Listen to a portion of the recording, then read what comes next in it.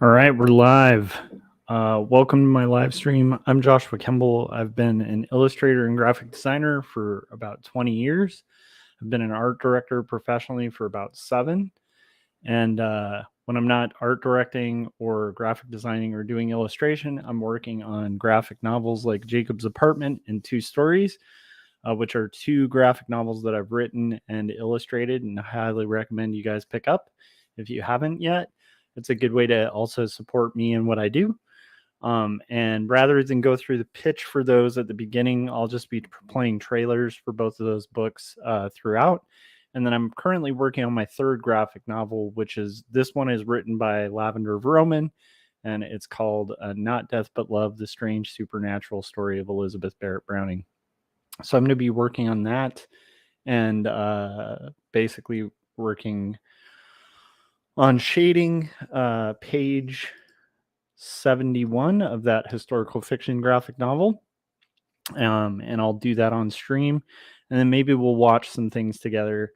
If anyone's watching live, I was considering watching a conversation with John Lennox that I haven't watched yet about AI. I really like John Lennox. He's my favorite apologist. And so it might be interesting to see that. There's also a little short documentary on Chris Ware that I was thinking about watching while working on stream. So if you're watching live, let me know which of those 2 kind of interests you. And then we can kind of go through whichever one, depending on what chat says. So anyhow, needless to say, we're going to be drawing. We might also be playing a game of Risk. I have hit a round of just intense bad luck on Risk in the last week. And so I've gone from being a master to an expert to back to intermediate. So I've just been having a slew of losses in that game, but I still enjoy the game. So I might do a live game of Risk. Paul Pate said, "What's an apologist?" An apologist is somebody who engages in like apologetics, which is sort of like defense. And so generally it's used in theology. So he's like a Christian. He's just a person who talks a lot about certain things that I believe that I think are really interesting. Like he quite often debates other people who believe in creation, but he'll kind of discuss it from the standpoint of somebody who's not a 7-day literalist, who's a huge proponent of science, and he's like a mathematician at Oxford. So he's like a pretty brilliant guy. He debated Christopher Hitchens. This is how I found out about him. And actually, I found out about him back when I was an atheist. And I remember being like, wow, that's really cool. Paul was saying, I'm sorry. Yeah, an apologist is just somebody who runs around saying they're sorry.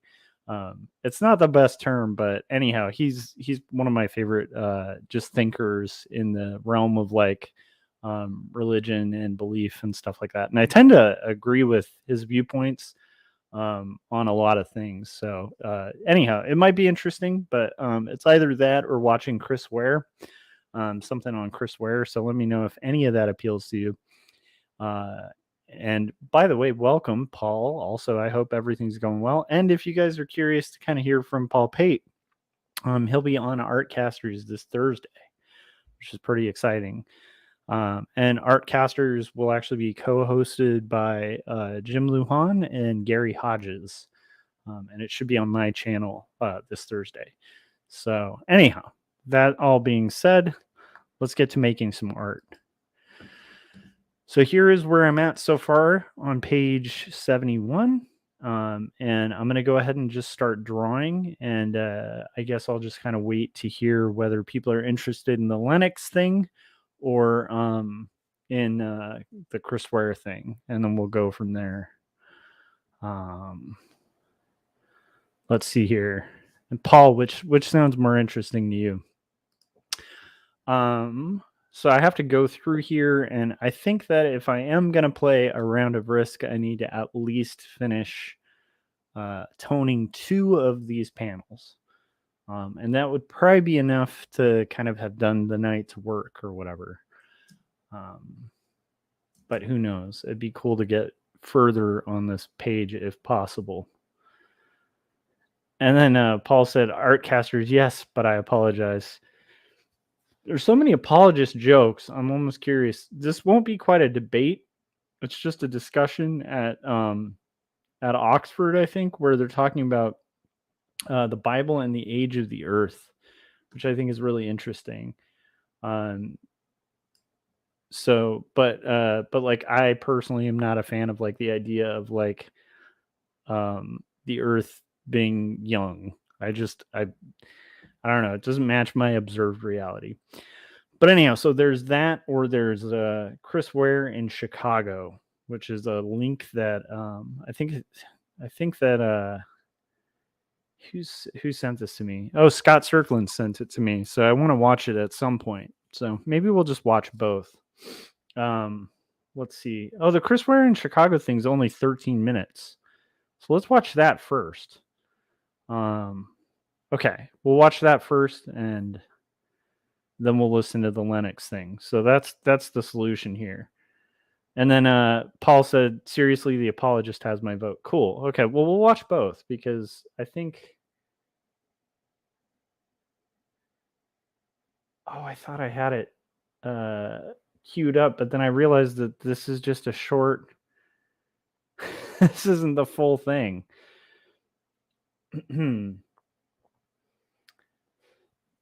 Okay. So let me pull the Lennox thing up. I think I had the wrong link. It was a short link, so let's look up... Okay, I'm going to pull up my clips. I thought that was going to be a long thing. Okay. Okay, there we go. So, okay. Professor John Lennox is going to be talking about AI, man, and God. And Chris Ware, we'll watch a little thing on Chris Ware. So, okay. And I'm going to draw while that happens. So let's see if we can pull that up. Put on my headphones, and we'll rock and roll and work on some art while we listen to this and comment on it. Okay, let's see. I thought that would work. Hold on.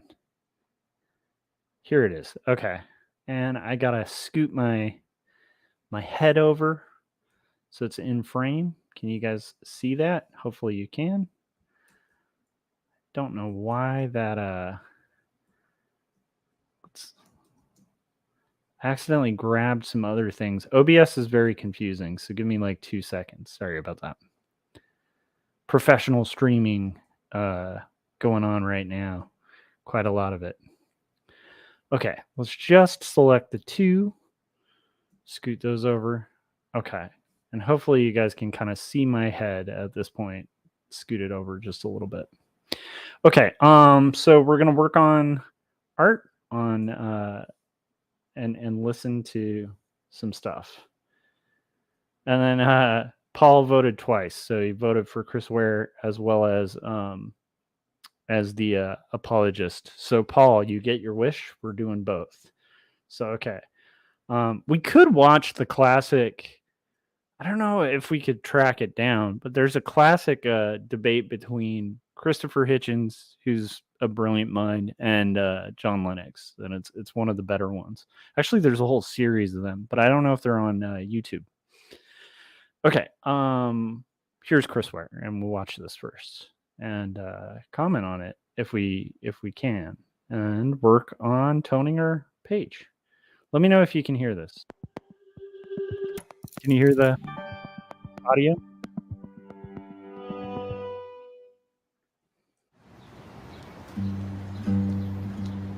Hopefully you can hear the audio. Pretty cool.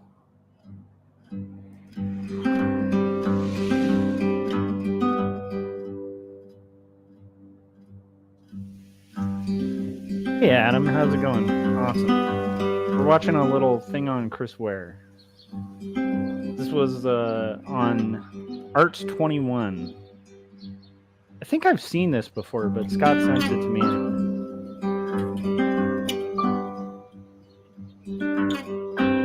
Look, more trash sculpture. That was pretty nice, actually. Yeah. My day is entirely predicated on the schedule of the Oak Park school system. In the morning, I get up fairly early before my wife and daughter and sit and write in my diary for a little while, and then make breakfast for my daughter, and then my daughter and I ride the bike to school.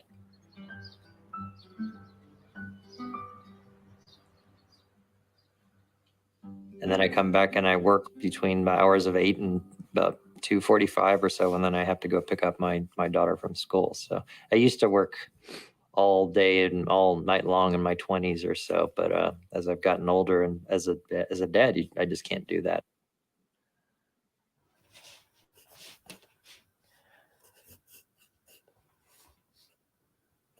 Being called an artist is certainly extremely flattering, and it's not anything I necessarily ever expected.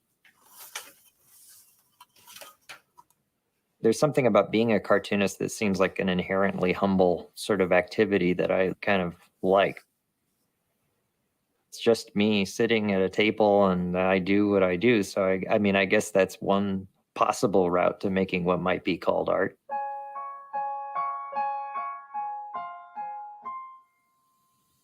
I was kind of, not the most athletic or popular kid. So I started drawing comics, I think, because it was a way of both defining myself amongst my peers and also a way of disappearing into myself and sort of protecting myself from them. So, and avoiding. I got to pause it there. I think that's actually a really common story among cartoonists. I think a lot of us had significantly weird childhoods or lonesome childhoods. It just seems like a common thread. I think maybe where more so possibly, but still, it's just it's interesting when you're I mean, you guys know this, but it's like interesting when you're a cartoonist and you watch something on a cartoonist. And usually there's a lot of like relating and empathizing going on, unless you're watching the R. Crumb documentary. And then in that case, maybe not so much relating, empathizing. That's a deep cut joke, just in case. Okay, so let's continue. Physical combat or whatever. That's really the only thing I've ever been able to do is kind of draw. It seemed to me like a miraculous sort of ability. I start every page generally on a piece of board that's approximately about 2 by 3 feet or so. I draw everything in non-photo blue pencil, try to find where. I just want to throw out there's people who tease me for working big, and I just wanted to mention that Chris Ware works on like 2 feet by 4 feet. So screw you guys. He works way bigger than I do. I'm just saying. For people who are teasing me for working big, I'm just saying. But yeah, anyhow, okay, let's continue.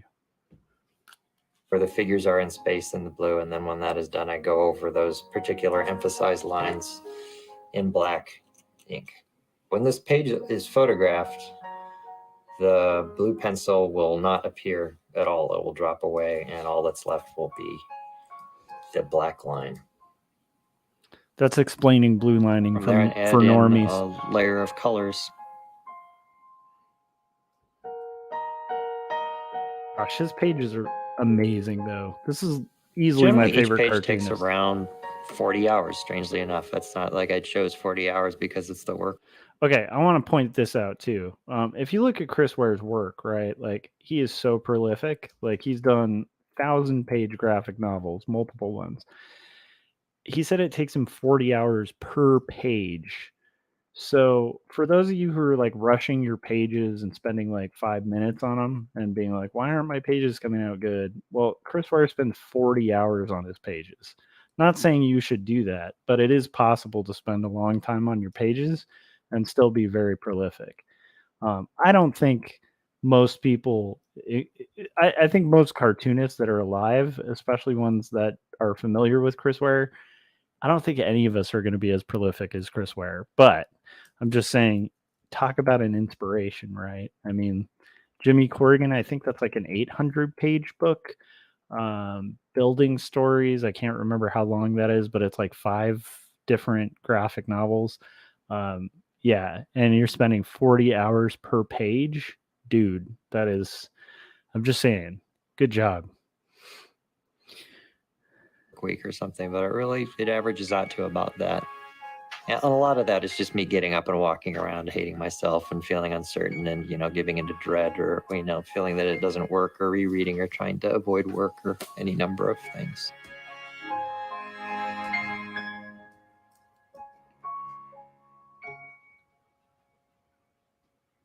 I mean, have you ever just woke up one day and thought, God, what am I doing? Is this me?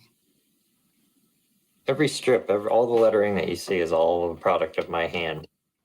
But I realized that the real process that goes into comics, it's not pictures with accompanying text. It's a psychological process of reading pictures. It's a symbol system.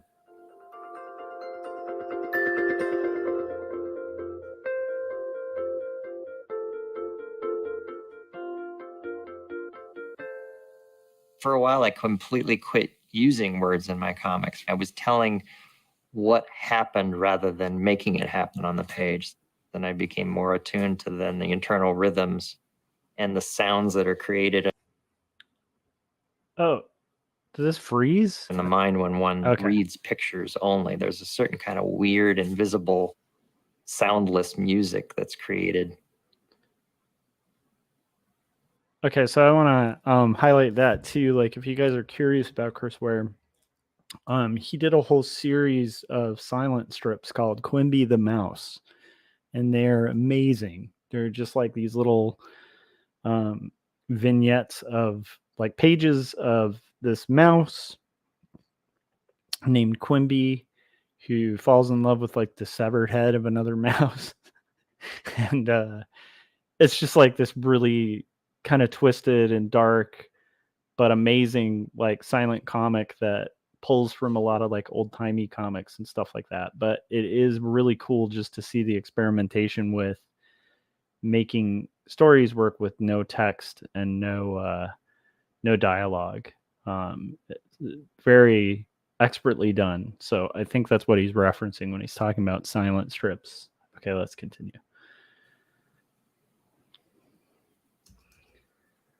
And then when I started reintroducing words into the comic strip, I tried to do it in a more careful way.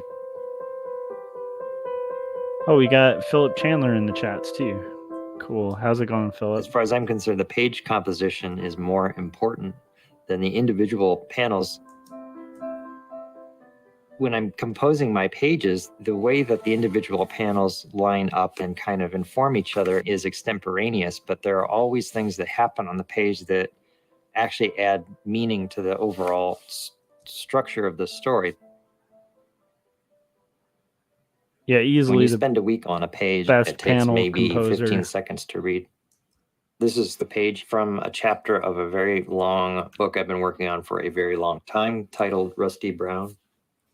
This is a good book. I started this in 2001, and I've been working on it more or less steadily ever since, with interruptions for other stories and books and projects. So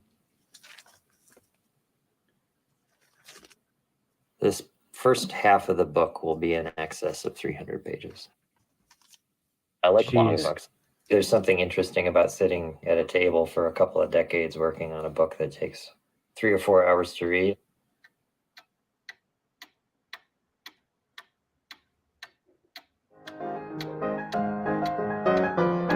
Oh, I forgot to mention he also plays Ragtime. I hate him. It's too much talent. My daughter said recently, "We're weird, Daddy. We don't have anything modern in our house. What's wrong with us?" I tend to arrange and collect things. Maybe that's part of being a cartoonist, is ordering and arranging things. I guess I started getting interested in old toys when I got interested in old comics, and there was certainly a relationship there between the two, and I like looking at the stuff.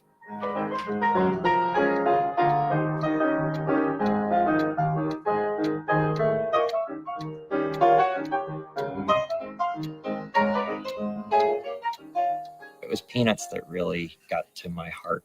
I feel like Peanuts is the point at which comics really became a medium of emotional connection to readers.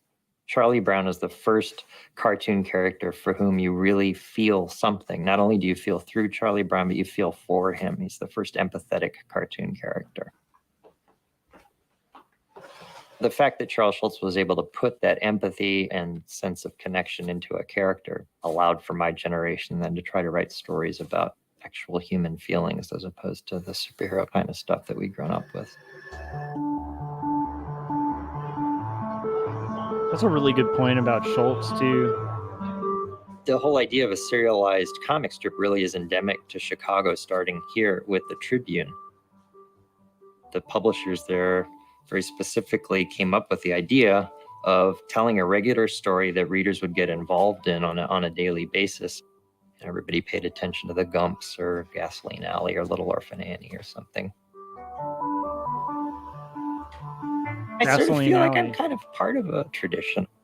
Sorry, let's pause The this. sort of hominess. So Gasoline Alley is a really good strip to check out. I've shown that on stream before when I was working on a page. I wonder if I can pull it up. Anyhow, I was working on a page that is for this book where it's characters walking throughout a park, and each panel is like making a broader scene. And it's Frank King, Gasoline Alley kind of gimmick that he used to use on pages all the time. And I've always been looking for moments to kind of use that. But anyhow, so Gasoline Alley, another thing worth checking out. Of the Chicago cartooning at that time appealed to me early on, and I think I kind of now I understand why. There's a real unpretentiousness to the city of Chicago, especially as New York has kind of become the city of the 1%. Chicago has stayed steadfastly the city of the 99%. There's an American honesty to it that I like. Woohoo, got 2 panels drawn. Time for lunch. Yeah. Sorry, let's pause this for a second. How many of you guys have had that moment where you're like sitting alone at an art table and you're like, woohoo, I finished 2 panels? Anyhow, very relatable is all I'm saying. I never expected in any way to make a living doing what I'm doing. I thought I would just be the weird guy working in the art supply store, or the frame shop, or the bakery that people would point to and say, he's the crazy guy working on that long graphic novel for, the past 30 years, which they still very easily could do. I just don't work in a bakery, but I'm certainly grateful for it, but it wasn't what I in any way expected.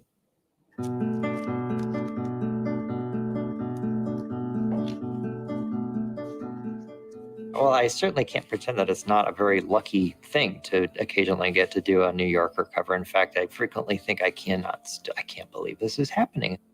It's really the only periodical publication in America, if not in the world, that respects its artists as artists. You are not told what to do unless you want to be told what to do or you want guidance. Otherwise, your drawing is treated as a single image. All you have to do is make sure that the title, The New Yorker, is on there somewhere. Yeah, and if you guys are ever bored or want inspiration, check out his that I worked on New for Yorker 11 covers. years. The story itself revolves around a woman who goes to art school, gives up on art, and then has a family in Oak Park, which is literally the neighborhood that we were in. Is it really too much to ask for just 1 hour of not being a mom every once in a while? She's his daughter too, for Christ's sakes. So that's kind of what the book is about the exchanging of one life for the other and the sort of guilt that's associated with that. Came out serendipitously at a time when everybody thought that books were going to disappear and we'd all be reading on little glowing screens everywhere, which fortunately doesn't seem to be the case. People still seem to like books. Check out this book. It's a I box own that this, by the contains way. 14 individual pamphlets, books, foldouts, etc., that can be read in any order.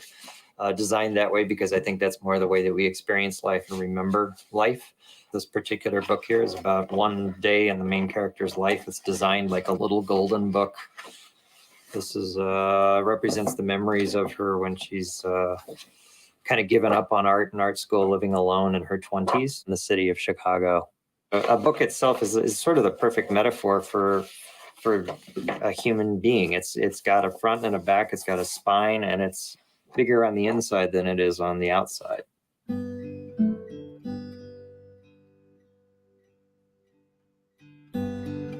Oh, Scott was saying, of course, he hand draws the New Yorker masthead. Yeah. Hey, Scott, thanks for sending this link. I think I have seen this before, but it's fun to rewatch anyway, and it was something to watch on stream too. And it's always super inspiring. I think, and I want to preface this: most cartoonists I know that like Ware are like, it's also kind of an unspoken thing in the comics industry that you just kind of can't compare yourself to Chris Ware because there's no way. like the stuff he's done with graphic novels, there's like, I can't think of a living cartoonist who even comes close. Even dead cartoonists, like it's crazy the prolific amount of work that he's put out, and then the crazy amount of time that he spends on each thing, and then just the genius of the pages. I think he's kind of the standard that at least I and a lot of cartoonists I know aspire to. I don't want to like puff up his, he's a human, but he's I think the best living cartoonists right now. So if you're watching this and you're like, man, he spends 40 hours on a page, he's done like, so many graphic novels that are like thousands of pages long, including ones that are like a graphic novel composed of 5 graphic novels that you can read in any order and it makes sense. And you're feeling bad or something, don't feel bad, just feel inspired. But I can't think of another living cartoonist that's even remotely working on the same level.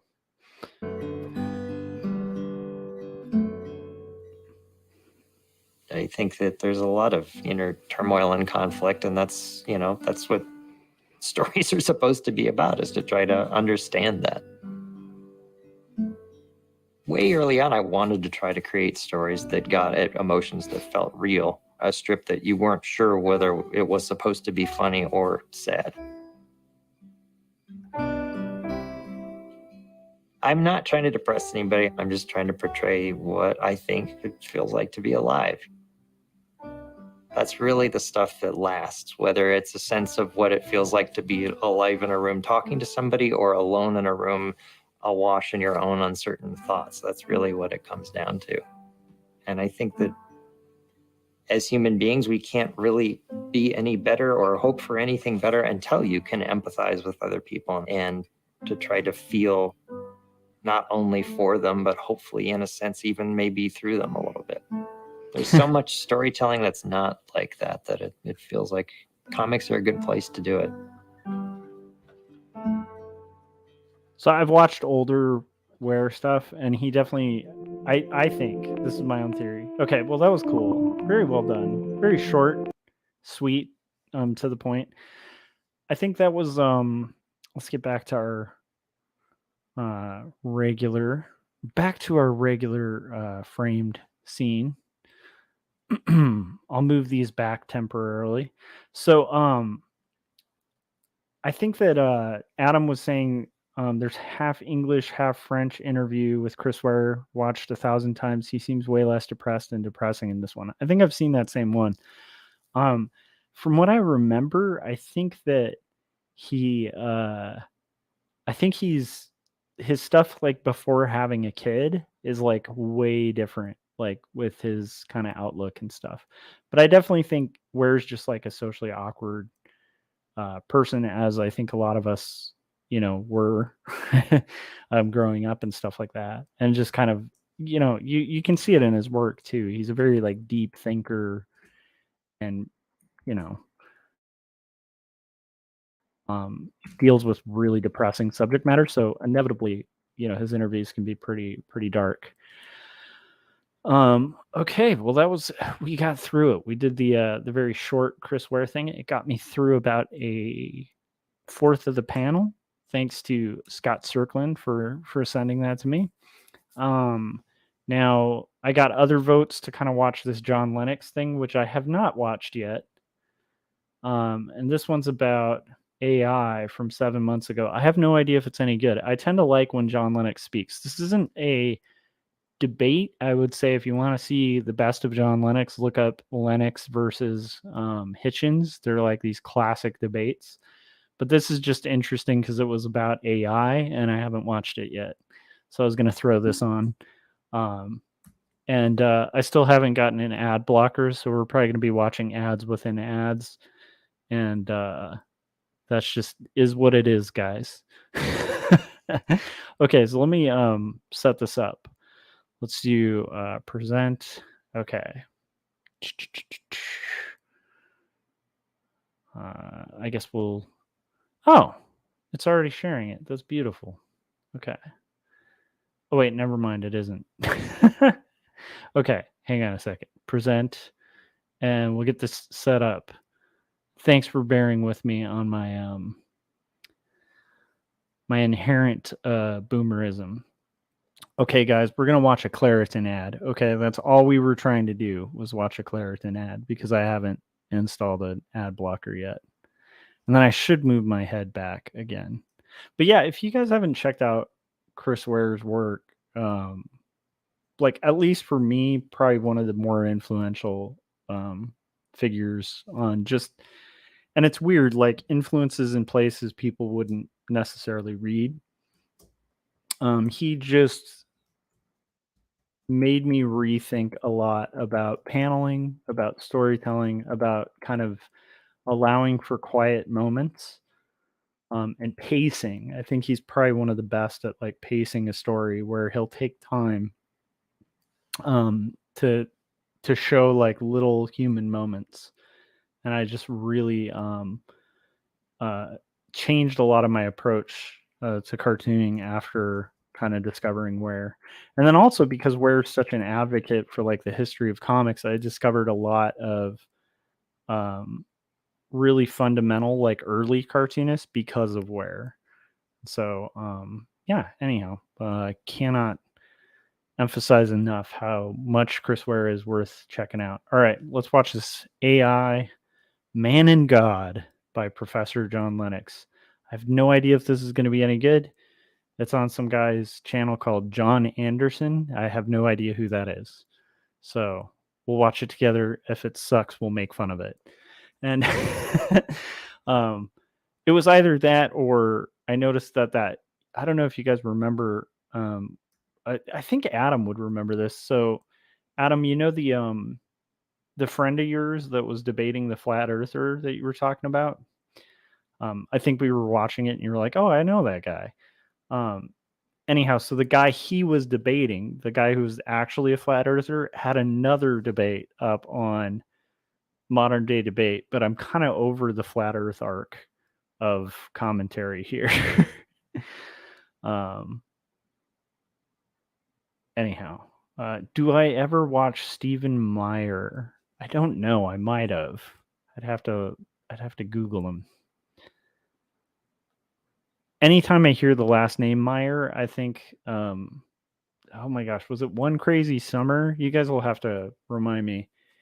I always get One Crazy Summer, and now I'm blanking out because I've been working on comics all day, so my brain is in a fog. But there's like two movies from the 80s. I think it was One Crazy Summer. I just remember there's like a race car driver, and the character's name is Lane Meyer, and so like it's not a race car driver, it's like a guy who drives like a souped up like Honda, and it has like a speaker on the top of the car, and whenever they pull to a stop, it's like the passenger is like talking into the speaker and like sounding like a race car announcer. And he's like, ladies and gentlemen, Lane Meyer. Anyhow, that's what I think of. I think it's not One Crazy Summer, it's the other one with John Cusack. I always get the two confused.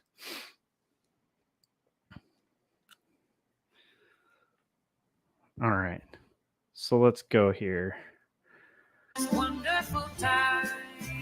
Non-drowsy children's Claritin provides powerful allergy. They got a free ad. Well, it starts with facial recognition. Okay. But we've now got to the stage where in China in particular, Can you guys they hear can that okay? recognize you from the back, by your gait, by all kinds of things. Scott's like, YouTube, yeah, Better Off Dead. Thank you, Philip Chandler. Of course you remembered it. Yeah. So it's Better Off Dead. There's like a character that's a race car driver in it. And the character's name is like, the main character's name is Lane Meyer. And like they keep trying to get him to race, and they'll be like, ladies and gentlemen, and the lane to the right, it's Lane Meyer. Who will win? Like, it's the stupidest bit, but I love that movie. Okay. Yeah, Philip said I'm an 80s child. Adam said audio is good. Okay, let's see if this is any good. And I agree, Scott. $10 a month for YouTube Premium would be good. I'm just a cheapskate. I don't know what this is. John Anderson? Okay. Conversations. Cool. Maybe these are It's an extraordinary privilege for me to be in Oxford and able to talk personally to Professor John Lennox, Emeritus Professor of Mathematics at the University of Oxford, for years a Professor of Mathematics at the University of Wales in Cardiff. He's lectured extensively all over the world. He's written widely. Interestingly, he's spent a lot of time in Russia and Ukraine after the collapse of communism, and is deeply grieved to see what is happening there, and the idea that young men on both sides that he and others have taught and mentored may now be fighting one another into the dust in these dangerous times in which we live. But amongst his many writings, he's gifted us. Sorry, I got to pause here and just comment. Like, first off, I am by no means an intelligent human being. And I'm reminded by how unintelligent I am when I do hear people like, I want to think that like schools don't matter and different levels of school don't matter, but then I'll hear people who teach at Oxford, and not just Lennox. Like, if you hear like a Cambridge or Oxford professor in like debate, it's just like, it's worlds of difference, like the level of intelligence and thought. And I'm not saying across the board. I'm sure there's somebody who's dumb that teaches there, but I'm just saying, like, I think that there are levels of intellectuality that I would have trouble keeping up with. The thing I love about Lennox, even though he's like a mathematics professor was at Oxford. I don't know if he still is, but he, like a lot of really smart intellectuals, can dumb down the concepts like to a point that's digestible for someone like me, which I think is really cool. And also takes a great level of intelligence. It's kind of like an artist, right? Like, there are things in art that are really hard to describe, and it takes a little bit of skill to be able to teach something. Like, it's one thing to learn how to do it, but to be able to teach it and boil it down. Here, let's give a shout out to Scott Circlin. So in a way, like Scott does with comics, right? On his Teaching Comics 101, or, you know, his comics series. They're really digestible. They're really easy to understand. They're hard concepts to come by, and he just boils it down in a really easily digestible way. That is really hard to do. And I am a very verbose person, and I don't know if that's one of my skills. So anyhow, just throwing that out there. And also wanted to mention this John Anderson guy, awesome accent. So, and here's the thing, Lennox has a cool accent too. So worst case scenario, we have people with really charming, interesting accents. This, a very useful book, he tells me he's already updating it, on artificial intelligence and the future of humanity, called 2084, which says a lot in the sense that we all know about 1984. I've read a I think couple you're of his telling books, us but that not there are some troubling things coming up. John, thank you so much for your time. It's my pleasure to be with you. Can we begin? Over the past 2 years, during the COVID pandemic, but also with climate change. We hear this phrase a lot in Australia, and it seems internationally, trust the science. Hold on a second. Let's pause. Okay. Look, Australians do have charming accents, but I'm just saying, in Risk, if you can, avoid Australia like the plague. But what do I know? I'm no longer an expert in Risk. I'm not even a master or an expert at Risk. I'm just an intermediate. So what do I know? Okay, let's continue. Strikes me that in our allegedly secular age, trust and faith are still seen as pretty important. We haven't walked away from them. Do you think those who are accused of not trusting the science are frequently seen as somehow rationally and even morally deficient? In an age of crisis, is science becoming our new savior, in inverted commas? Well, trusting the science is fine if it's kept to the things at which science is competent. But unfortunately, over the past few years, there has developed a trust in science that we now call scientism, where science is regarded essentially as the only way to truth, the only option for a rational thinking person, and everything else is fairy stories and all the rest of it. And I take great exception to that because it's plainly false. It's false logically, because the very statement, science is the only way to truth, is not a statement of science. And so if it's true, it's false. So it's logically incoherent to start with. But going a little bit more into it, it has had huge influence because of people like the late Stephen Hawking, for example, who wrote in one of his books, he said that philosophy's dead. And it seems now as if scientists are holding the torch of truth. And that's scientism. The irony of it is, of course, that he wrote it in a book where it's all about philosophy of science. And it's pretty clear that Hawking, brilliant as he was as a mathematical physicist, really is a classic exemplar of what Albert Einstein once said: the scientist is a poor philosopher. And my response to it is very much would be couched in the kind of attitude that Sir Peter Medawar, he's a Nobel Prize winner in Oxford here, once wrote. He said, it's so very easy to see that science, meaning the natural sciences, are limited in that they cannot answer the simple questions of a child: where do I come from? Where am I going to? And what is the meaning of life? And it seems to me immensely important that we recover that. And what Medawar went on to say is we need literature, we need philosophy, and we need theology as well, in my view, in order to answer the bigger questions. Now, the late Lord Sachs, brilliant philosopher. Okay, this is me being immature. Just I'm sorry. This is why I could never be like a debate guy or like teach at Oxford or anything like that, aside from the fact that I am by no means even that smart. The other thing is, what was the name of this guy's name? It was Lord Sachs. I'm sorry. I find that funny. He was the chief rabbi of the UK and the Commonwealth and so on. And one of the guests on this series. And one of the guests on this series, well, I'm delighted to hear it. He once wrote a very pithy statement that I found very helpful. He said, you know, science takes things apart to understand how they work, and I suppose to understand what they're made of. Religion puts them together to see what they mean. And I think that encapsulates the danger in which we're standing.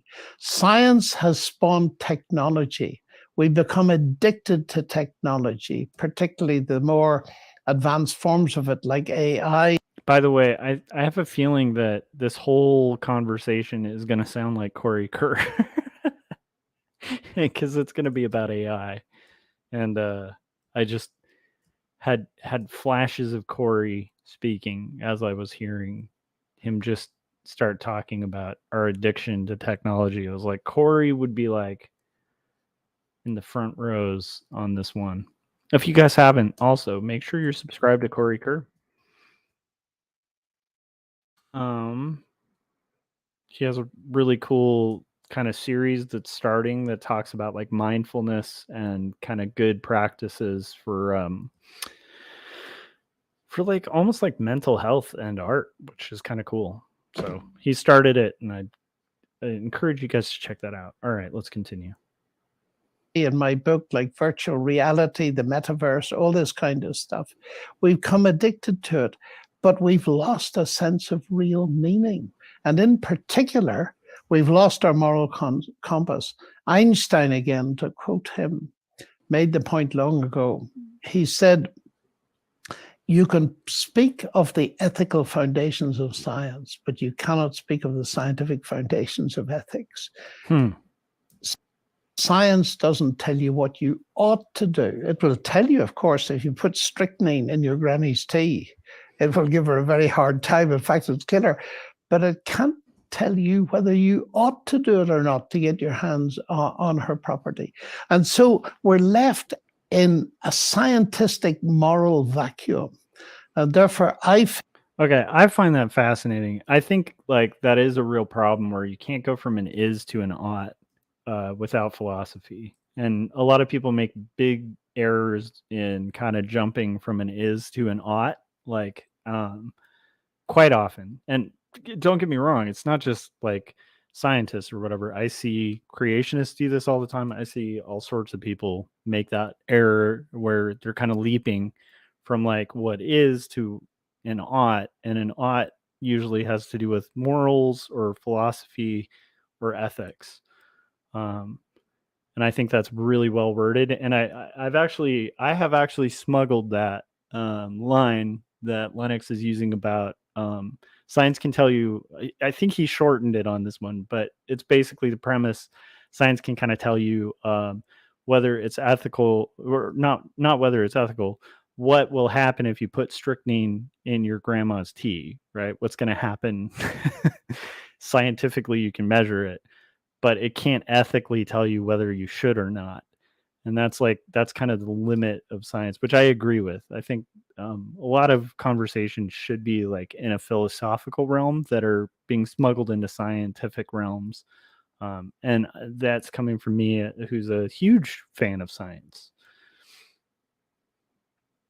Feel very strongly that as a scientist of sorts, I need to challenge this. Science is marvelous, but it's limited to the questions it can handle. And let's realize it does not deal with the most important questions of life. And they are the questions of who am I, what can life and does life mean, and where do we get a moral compass? Before we come to artificial intelligence, then I'd just like to explore what you've been talking about a little bit with reference to Britain. I love history. I've always massively admired Britain. And I know Britain seems to be into self-flagellation on just about every issue you can think of at the moment, the decrying of its own cultural roots. Oh, no. But to my way of thinking, I think in many ways Britain's been a force for unbelievable good in the world.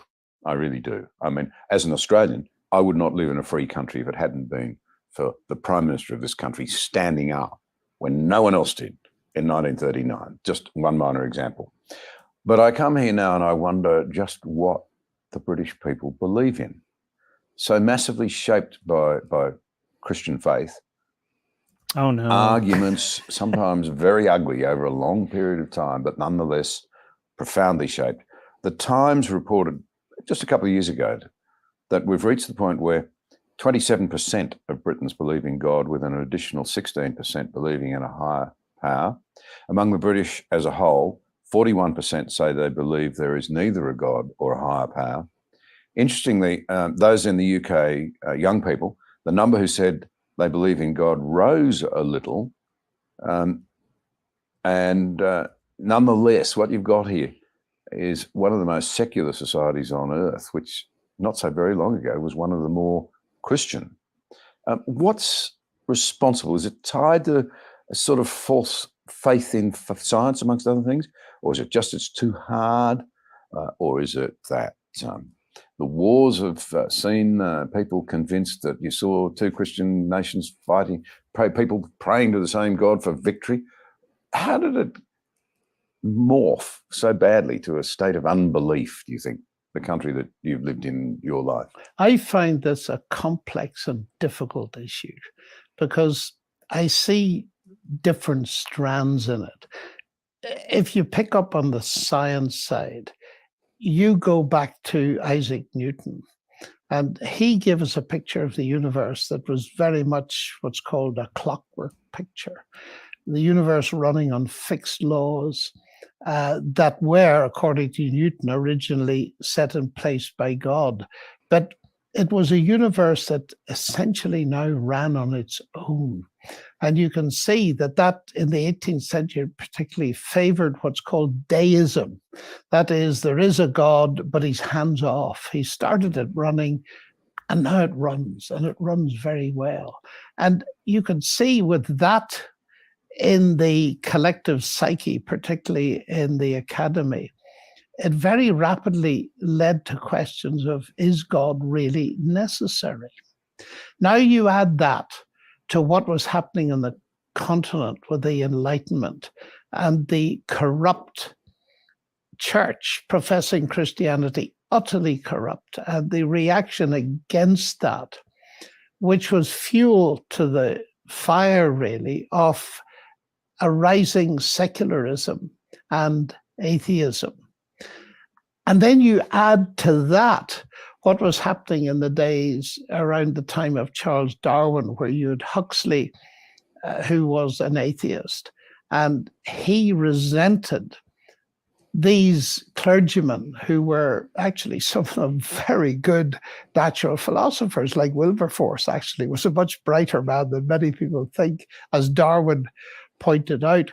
But Huxley in the UK, he wanted a church scientific. He wanted to turn the churches into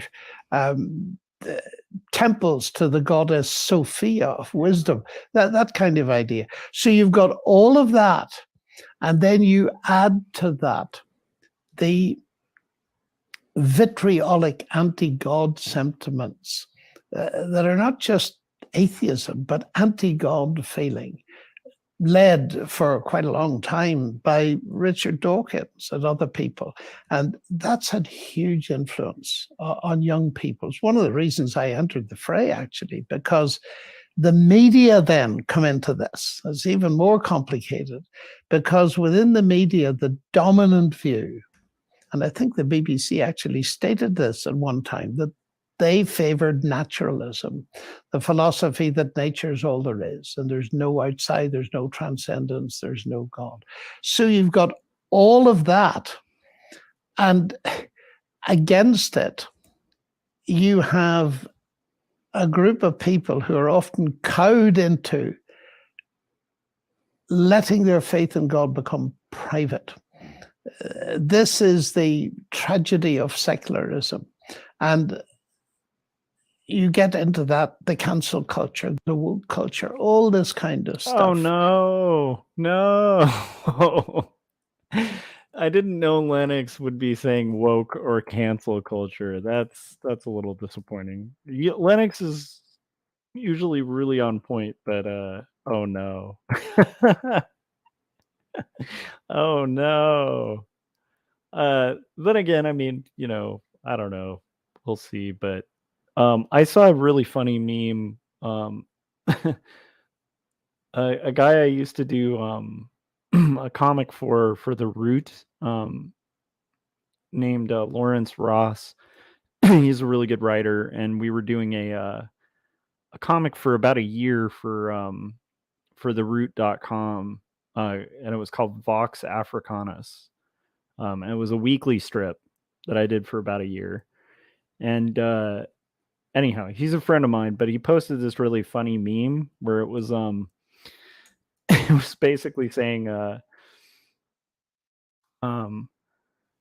it was like basically saying woke, and it's like a douchebag's guide to like terminology for anything you don't like. And it was like this guy fixing an engine going, I don't like this engine. It's woke. Anyhow, it was a funny meme. Don't fall into the trap, John. Don't fall into it. So far, I'm enjoying what he's saying, but I don't know. Red flags go up when people are like, cancel culture, woke. I'm like, no, don't say that. Where I've got to affirm everything. Everything's equally valid. And you've got relativism and postmodernism, at least in things that people think don't matter. You'll never meet a postmodern business person who goes to a bank manager and says, I've got $5,000 in the bank, and the bank manager says, well, actually, you owe the bank 10,000. No, that's only your truth. No, that doesn't work in the business world. But still, you've got this pressure of relativism. And so you end up, as Michael Burke put it a few years ago, talking about faith in God in Britain. First generation that doesn't have a shared How's it going, Eddie? worldview. Now, there's still a Christian influence as even atheists. We're watching a conversation with John Lennox. We watched a Chris Ware video earlier. I thought we could use a change from the flat Earth debates that I was watching before, watching flat Earthers do their weird thing, and now we're watching John Lennox, a conversation I haven't watched before. So yeah, and we're working on comics. And we're almost at the hour mark. So in about 4 minutes, we're going to be watching a trailer for one of my comics. But let's continue this. Recognize. But we've gone a long way in rejecting God and abandoning God. And then there's the entertainment industry that will fill everybody's vacuum with noise. And we entertain ourselves to death. So your question is extremely complex, and it would need a more observant person than me to give you a full answer. It's a huge mix of stuff, and any individual person may be affected this in completely different ways. The reason that it's important. I got to give him credit, though. The thing I do like about that, it's not your typical kind of response to that, was like the more kind of nuanced, complicated answer to that question. Because a lot of people who are of the same belief as John or whatever would have been like, oh, it's just culture getting corrupted and stuff like that. And he actually explained multiple points that have led to that, like scientific innovations, different scientific movements and thinking, different changes in philosophy, different movements in that. And then kind of that broadening out to culture in general, which I think is really interesting and much more nuanced than just being like, short-winded about it. That's one of the things I like about Linux. Let's continue. I think to set that up is we now come to what I really wanted to hear your views on artificial intelligence, because science is giving us extraordinary capabilities. Yes. But will we simply be seduced by it in the sense that artificial intelligence is rapidly creating things that are marvelous, that we want to enjoy, that may satiate us, may dull us, while aspects of the emergence of AI could be very dangerous. But before we start to explore that, for ordinary people in the street like me who are not living with this, I am living with this stuff, but don't know where it might go, we need to define some terms. What is AI? I think you call it narrow AI, of the sort that we're quite familiar with, limited intelligence, but highly focused on narrow areas. What is artificial general intelligence, and where might that go? There's a whole number of issues. Then there's the whole issue of transhumanism. So can we start with, very broadly, AI is what, John? How would you explain it to a layman? Okay, this is the perfect pause. We've all heard. It's an interesting conversation so far. I hope you guys are digging it. Let me know in the chats if you're enjoying this. We're almost done with this first panel. We're probably about halfway through. And then Eddie Sedgwick said, AI isn't creating anything. A programmer is using a sophisticated computer program to create what he wants.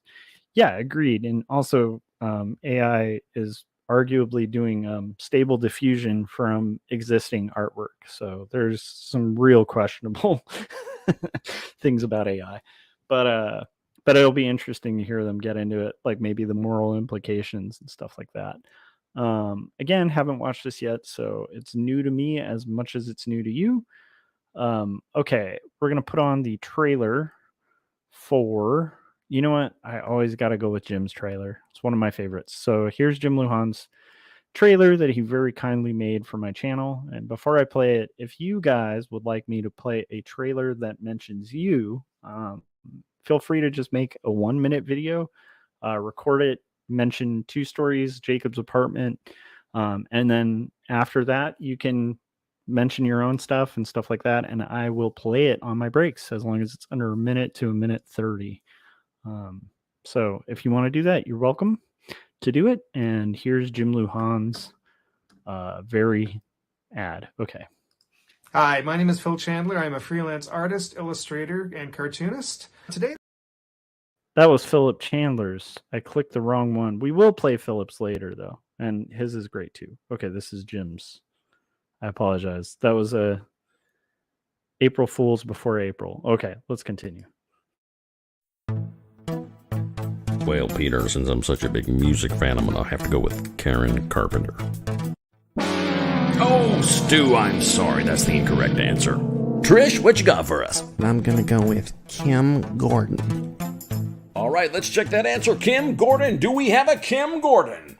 Yes, and that means you're our new Wordzoid champion, Trish.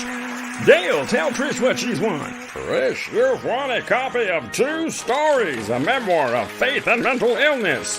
Handwritten, hand-drawn, and handed to you by artist and writer Joshua Kemble. But wait, that's not all. You've also won a copy of Jacob's Apartment, the story of a doomed romance. What happens when you take Eternal Sunshine of the Spotless Mind and put it in a blender with Ghost World? You get Jacob's Apartment, written and illustrated by Joshua Kemble. Trish, thank you for playing Wordzoid. All right, great job, Trish. I was told I was going to get a lifetime supply of paper towels. I love it. I love that Jim even did the deep cut of saying Kremble instead of Kemble.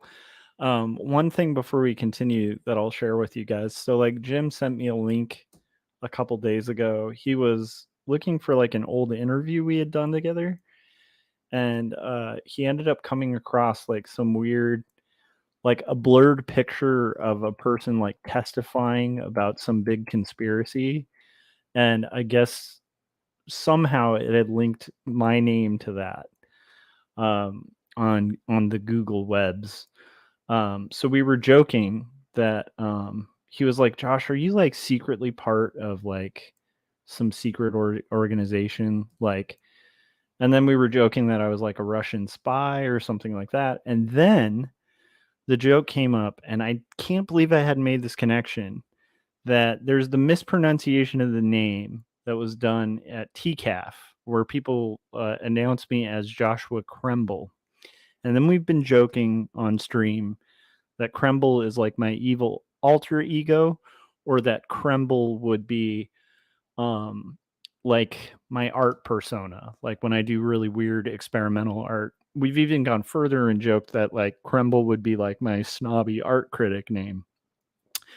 But we made this connection, and it's brilliant. It's not the Kremlin, it's the Kremblin.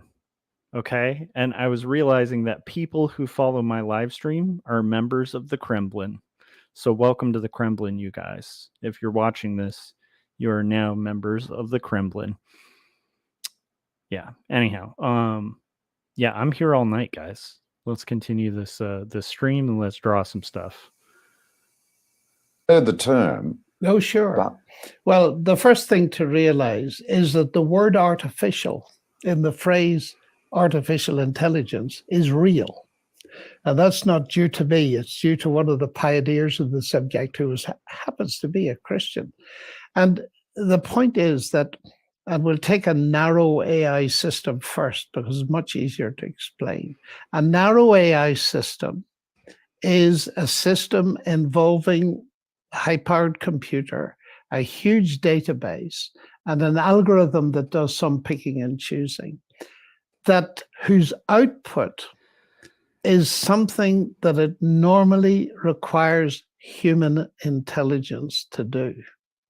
That is, if you look at the output, you would say normally that it's taken an intelligent person to do that. So let's take an example that is very important these days in medicine, and that's X-ray, interpreting X-rays. So we have a database. Let's say it has 1 million X-rays of lungs that are infected with various diseases, say related to COVID-19.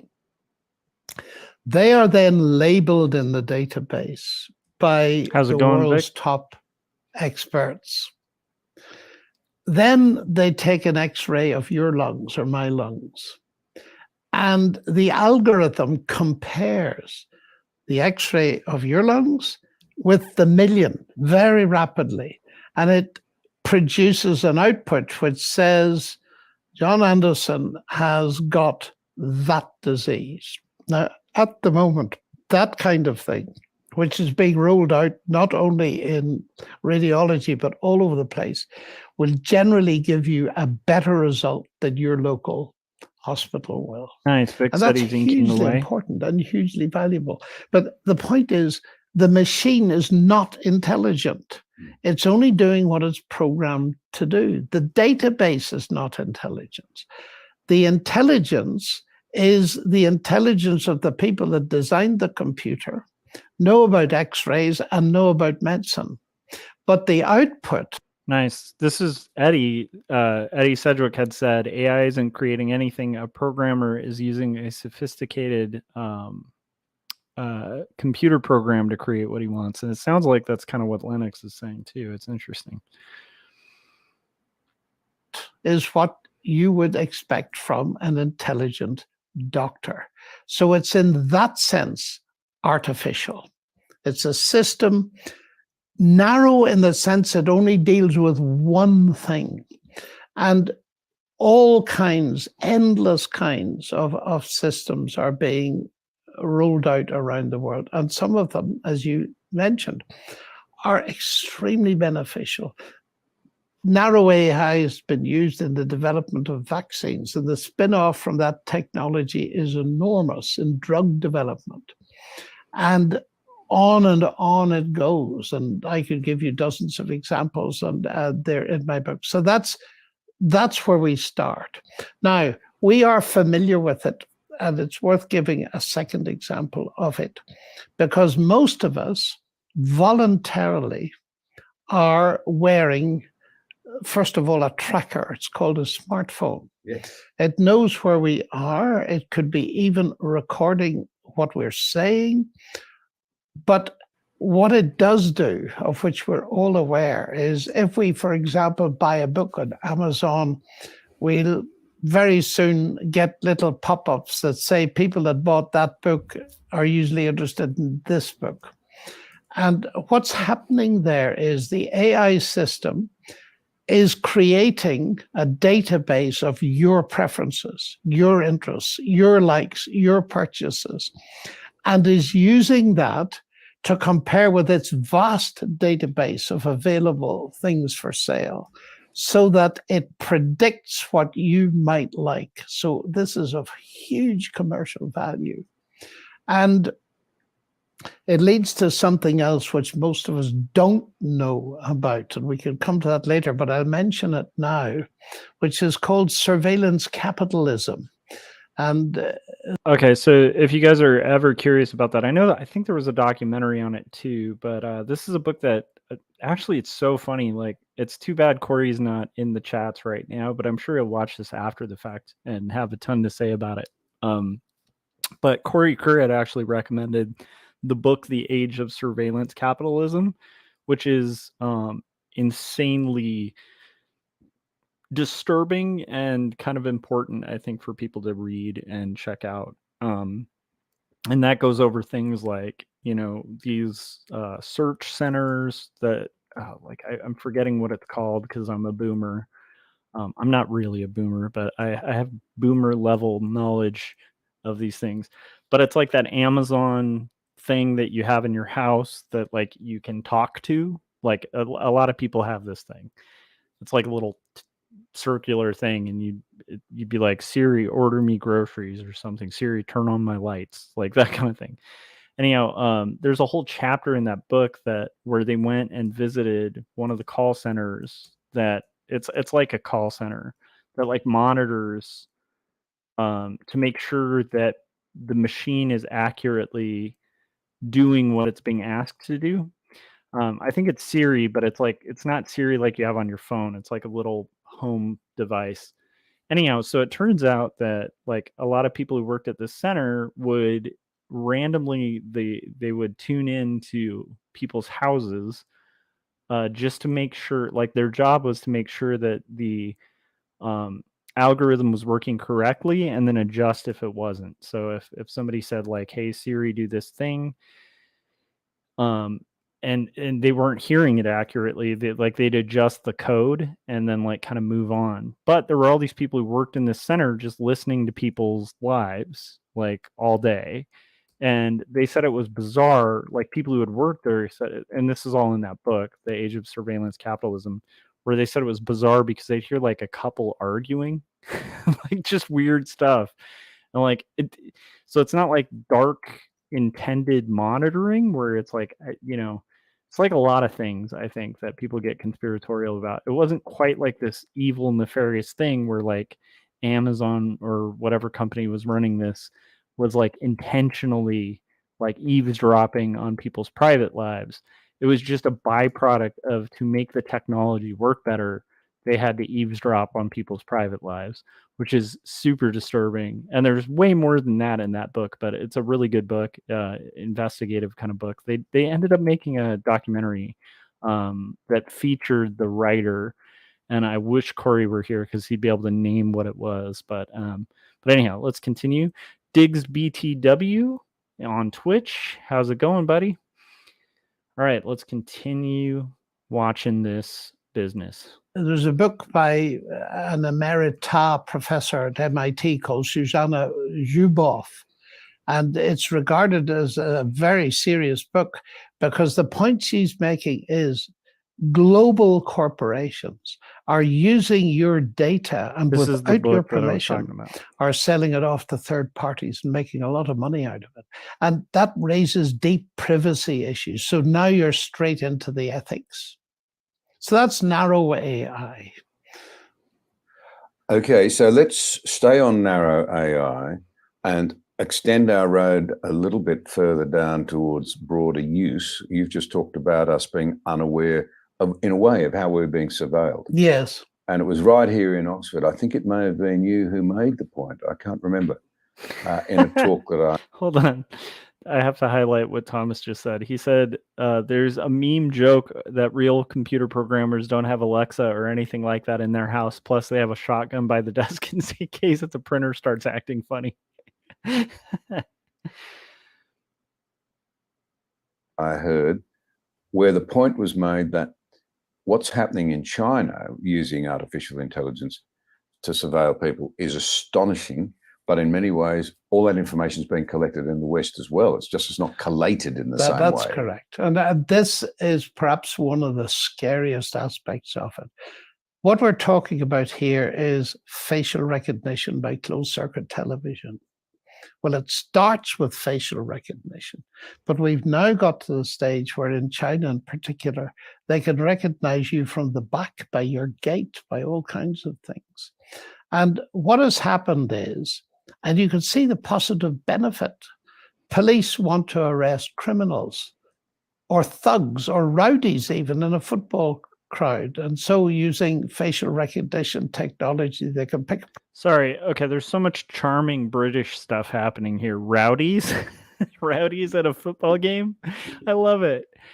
Just that word rowdies. And then I also noticed earlier that he said privacy instead of privacy. And I love that so much more. I need to start saying privacy. It's just way more cool sounding. All right, let's continue. I know my deep comment here is what cool accents these people have. Person out and arrest him or her. Well, okay, but what it can be used for good purposes in that sense, in keeping law and order, can also become, particularly in an autocratic state, become an instrument of control. And here's the huge dilemma which people try to solve. How much of your privacy are you prepared to sacrifice for security? There's a tension between those two things. Now, in China, you mentioned, and you're probably thinking about Xinjiang, where you've got a minority, a Muslim minority of Uyghur people. The surveillance level on them is unbelievable. Every few hundred meters down the street, they have to stop. They have to hand in their smartphones. The smartphones are loaded with all kinds of stuff by the government. Their houses have QR codes outside them as to how many people live there and all this kind of thing. And I don't know how many, it's way over 1 million, I believe, are being held as a result of what is being picked up by artificial intelligence systems in re-education centers. And the suspicion is that the culture is being destroyed and eradicated. That's the one hand, that's in one particular province. But elsewhere in China, we have now the social credit system that apparently will be rolled out in the entire country. We're given, say, you and I were given to start with, let's say, 300 social credit points. And we're being trailed. If we fail to put our rubbish trash can out at night, there'll be marks against us. If we go to somewhere dubious or mix with someone whose political loyalties are suspect, we'll get more negative points. On the other hand, if we pay our debts on time and go green, so to speak, and all this kind of thing, we will amass more credit points. And then if we are going negative, the penalties kick in. We'll discover we can't get into our favorite restaurant. We'll discover we don't get that promotion or don't even get that job we apply for, or that we can't travel, or that we can't even have a credit card. So Eddie Sedgwick said facial recognition is already a problem here in the US. It's been used by the far left to cancel people. I don't know. I will say that facial recognition has had some major issues. I know that facial recognition is kind of a little skewed, like, and the technology is actually like a little bit racist, weirdly enough. I don't know if they've ever really fixed that, because cameras are kind of just, and the whole systems are kind of programmed with implications that happen in action that weren't thought of in the programming process. And this is being rolled out, and the list of penalties and things that have actually been recorded is just very serious. Now, what amazed me when I first came across this was the fact that many people welcome this. They think it's wonderful. They boast, I got 1,000 points. How many have you got? And they don't realize that the whole of life is becoming controlled in the interests, ostensibly, of having a healthy society. So it is, talk about 1984. Now, this is not futuristic speculation. This is already happening. Okay, so I think this now should just flash to like Corey Kerr having tea with John Lennox, and they're just high-fiving each other. I'm just saying, Corey talks about this stuff all the time. Okay. George Orwell, you mentioned him, who wrote 1984. He talked about Big Brother watching you, and that technology would eventually, it is doing it. This is narrow AI. This is not futuristic in any way. It's what's actually happening at the moment. And you mentioned briefly the fact that all this stuff exists in the West, except, and the point has been made forcibly, it's not quite yet under one central authority and control, but it is coming. We have credit searches, we have all kinds of stuff that is beginning to creep in the US and in the UK, and I presume also in Australia. And also we have even police forces here, I believe, who want the whole caboodle in here and want to be able to exert a much more serious level of control. And it is frightening because what it does for human rights is well. So it occurs to me that, I love history, as I've mentioned. Authoritarian regimes have collapsed under their own weight. Typically, the people have risen up one way or another, and there's been an overturning. We've never had autocratic regimes that have had this surveillance capacity. There's, an estimated 400 million closed-circuit television sets in China. That's one for about every 3 people. I mean, it's mind-boggling. Oh, it is mind-boggling. And even here in the UK, what I'm told is that you're on a closed-circuit TV camera every 5 minutes. Oh, CCTV. When you're moving around.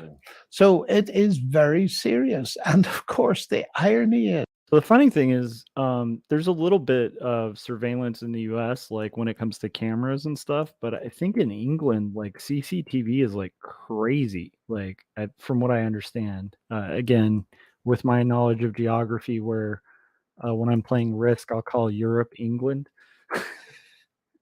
So take what I'm saying with a grain of salt. But from what I recall, because I've seen this, my wife watches a lot of those kind of like true crime shows and stuff. And I will occasionally watch them with her, but it's not really my jam. She's really into true crime stuff. Watching it, I'm not. But when I have watched it, whenever it's one in England, like a ton of crimes are solved with CCTV because there's like cameras all over the place in England. I think more so than in the US. Maybe some cities in the US might have that, but at least in California, I don't think we have as much camera recording.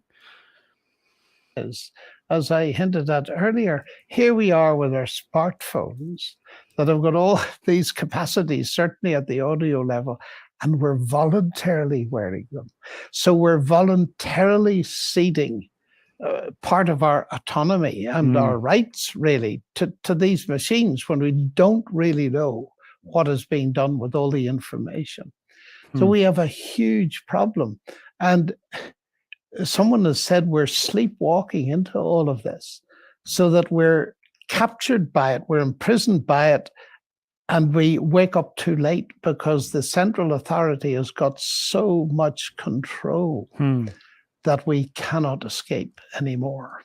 So let's go back to where I started. Science is blessing us because they are fantastic, a lot of these things, with incredible technology and capabilities that you've alluded to some of the useful things. I mean, I love the way in which I can, in my car, say, hey, Siri, call my wife. I mean, that's just fantastic. But my question about what we now believe goes to the heart of who do we think we are? What is our status? On what basis will we be alert enough to recognize we need to make tough decisions? And then on what basis will we make the ethical decisions around how far this goes? I know it's a complicated question, but there's another element to it because we haven't even got into general artificial intelligence yet. We're still talking, as I understand it, about narrow artificial intelligence, just masses of it. Yes, Those surveillance cameras and the people at their desks in Beijing, collating the information and what have you.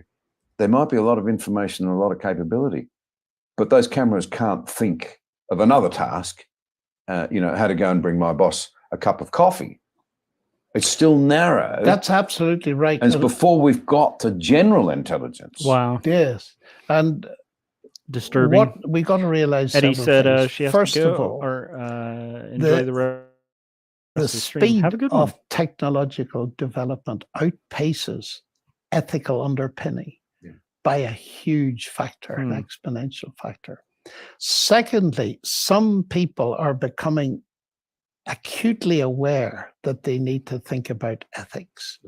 And some of the global players, to be fair, do think about this because they find the whole development scary. is it going to get out of control? And someone made a very interesting point. I think it was a mathematician who works in artificial intelligence. And she was referring to the book of Genesis in the Bible. She said, God created something and it got out of control, us. We are now concerned that our creations may get out of control. And I suppose in particular, one major concern is autonomous or self-guiding weapons. And that's a huge ethical field. Here's a man sitting in a trailer in the Nevada desert, and he's controlling a drone in the Middle East, and it fires a rocket and destroys a group of people. And of course, he just sees a puff of smoke on his screen, and that's it done. And there's huge distance between the operation of that lethal mechanism. And we only go up one more from that, where these lethal flying bombs, so to speak, control themselves. We got swarming drones and we got all kinds of stuff. Who's going to police that? And of course, every country wants them because they want them to have a military advantage. So we trying to police that and to get international agreement, which some people are trying to do. That's actually a really good point. Like, one of the problems with technology, right, is like, even if you see something that's dangerous like that, like, at least when it comes to war capabilities and stuff like that, like, if you fall behind, then you end up like really at threat by the rest of the world. So it becomes this like it's I'm going to make a comparison to the game of Risk. It's equivalent to like in Risk, when you like, if you're holding a continent and somebody starts like stacking troops at the border, it puts you in a position where you either need to completely retreat or you have to like start stacking troops yourself, because basically if they're stacking at the border, it's an imminent threat that they're going to break in and just kind of like you know, start wreaking havoc on your position. That's kind of what's happening with this, where it's like, you know, if we don't get really good with drones, and then like one of our competitors does, then like they have this huge military advantage, because if there's a conflict, they can get in very low loss on their side conflicts. It's crazy.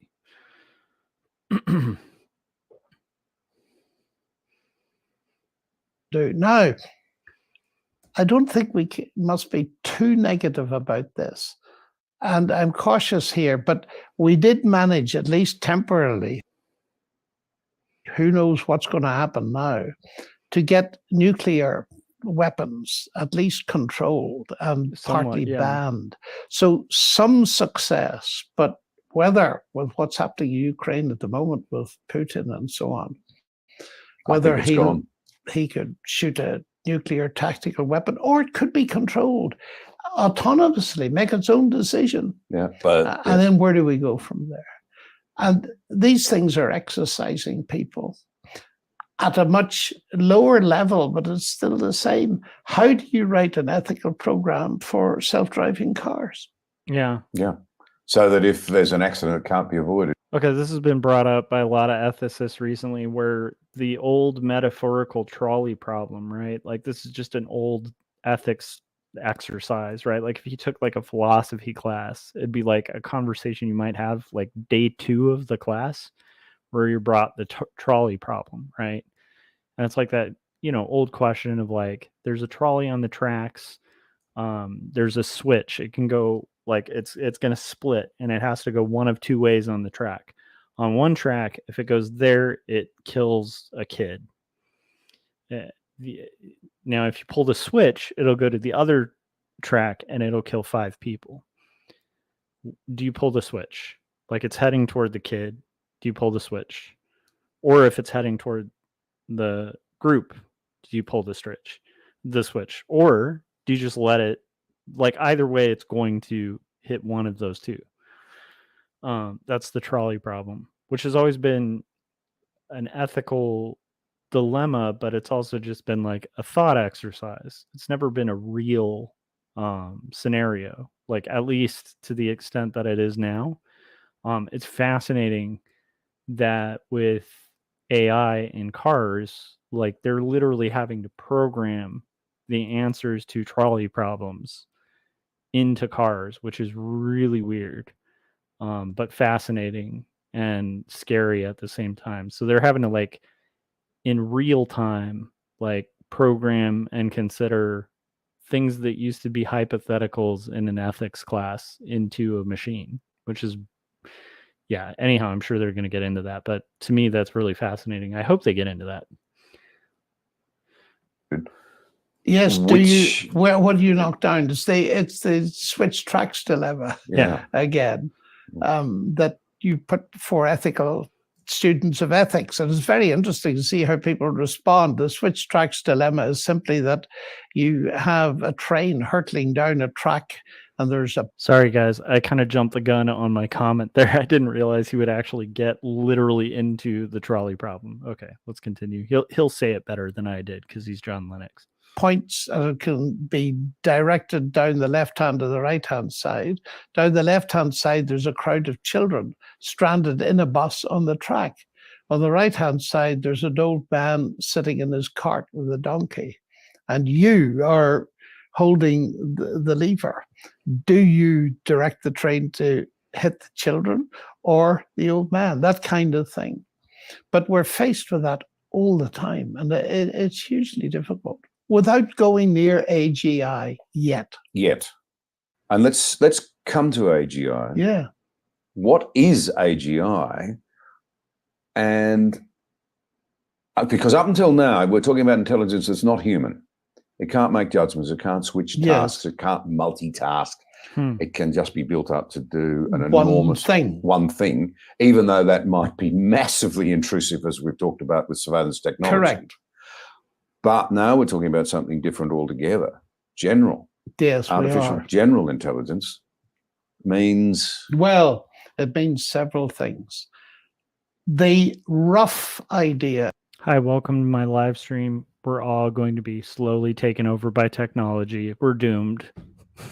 How is your night? I'm just kidding. But we're listening to, just in case you're tuning in, we're working on page 71 of Not Death But Love, the strange supernatural story of Elizabeth Barrett Browning. I think a lot of us in chats too, I think a lot of the chat are working on their own comic projects. We're kind of drawn together, and I thought it would be a fun soundtrack to kind of listen to some John Lennox, because he's a thinker that I really enjoy. And yeah, let's continue. But it is very dark because they're talking about AI and how we're all going to die from AI. I don't know if that's true, where they're going, but it is pretty dark, some of the implications. Let's continue. Is to have a system that can do everything and more that human intelligence can do it better, do it faster, and so on. A kind of superhuman intelligence, which almost like the intelligence of the Kremblin. Okay. You could think of possibly as, at least in its initial stages, being built up out of a whole lot of separate narrow AI systems, building them up. And that will surely be done to a large extent. But research on AGI, and of course it's the stuff of dreams, it's the stuff of science fiction, so people absolutely love it. And interest in it moves in two very distinct directions. There's, first of all, the attempt to build machines to do it. That is, that are based on silicon, computer, plastic, metal, all that kind of stuff. And then there is the idea of taking existing human beings and enhancing them with bioengineering, drugs, all that kind of thing, even incorporating various aspects of technology so that you're making a cyborg, a cybernetic organism, a combination of biology and technology to move into the future so that we move beyond the human. And this is where the idea of transhumanism comes in. moving beyond the humans. And of course, the view is of many people that humans are just a stage in the gradual evolution of biological organisms that have developed according to no particular direction through the blind forces of nature. But now we have intelligence, so we can take that into our own hands and begin to reshape the generations to come and make them according to our specification. Now that raises huge questions. The first one is, of course, as to identity. What are these things going to be? And who am I in that kind of a situation? Now, AGI, I mentioned, is something that science fiction deals with a lot. The reason I take it seriously is it's not only science fiction writers that take it seriously. For example, one of our top scientists, possibly the top scientist, who is our astronomer royal, Lord Martin Rees, he takes this very seriously. He says in some generations hence, we might effectively merge with technology.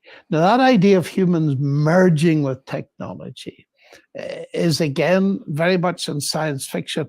But the fact that some scientists are taking it seriously means in the end that the general public are going to be filled with these ideas, speculative on the one hand, but serious scientists espousing them on the other, so that we need to be prepared and get people thinking about them, which is why I wrote my book. And in particular, in that book, I engaged not with a scientist, but with a historian, Yuval Noah Harari, an Israeli historian. Can I interrupt for a moment? Yes, of course you can. To quote something that he said, yes, just to frame this so beautifully. He actually said this, because I'm glad you've come to him. We humans should get used to the idea that we're no longer mysterious souls. We're now hackable animals. Everybody knows what being hacked means now. And once you can hack something, you can usually also engineer it. I just put that in for our listeners as you go on with your interaction with this man. That's a typical Harari remark. And he wrote two major best-selling books, one called Sapiens, Homo sapiens, human beings, and the other, Homo Deus. And it's with that second book that I interact a great deal, because it has huge influence around the world. And what he's talking about in that book is re-engineering human beings and producing Homo Deus, spelt with a small d. He says, think of Greek gods, turning humans into gods, something way beyond their current capacities and so on. Now, I'm very interested in that. From a philosophical and from a biblical perspective, because that idea of humans becoming gods is a very old idea, and it's being revived in a very big way. Now, to make it precise, or more precise, Harari sees the 21st century as having two major agendas, according to him. The first is to, as he puts it, to solve the technical problem of physical death so that people may live forever. They can die, but they don't have to. And he says technical problems have technical solutions, and that's where we are with physical death. So that's number one. The second agenda item is to massively enhance human happiness. Humans want to be happy. So we've got to do that. How are we going to do that? Re-engineering them from ground up, genetically, every other way, drugs, etc., all kinds of different ways, adding technology, implants, all kinds of things, until we move the humans from the animal stage, which he believes happened through no plan or guidance. We, with our superior brain power, we'll turn them into superhumans. We'll turn them into little gods. By the way, I also want to interject that Lennox actually is a believer in God-guided evolution, but he's not like a guy who doesn't believe evolution was the process. He just thinks it was guided by something supernatural. And of course, then comes the massive range of speculation. If we do that, will they eventually take over? And so on and so forth. So that is transhumanism connected with artificial intelligence, connected with the idea of the super. Vic asked, Joshua, are you going to try to submit to the new gold key? When we had them on the first time, they actually invited me to show them some stuff and pitch to them, and I just can't right now. Now, by the time I might be free to do that, they might be so slammed that I wouldn't have a possibility to do that. But right now, I just don't have time to pitch because I'm doing this thing for Turner Publishing, so I can't. I just don't have time in my schedule to put on another book. But I'm really excited about Gold Key, and if I ever had like a particularly Gold Key-ish themed thing that I wanted to put out, I would definitely consider them.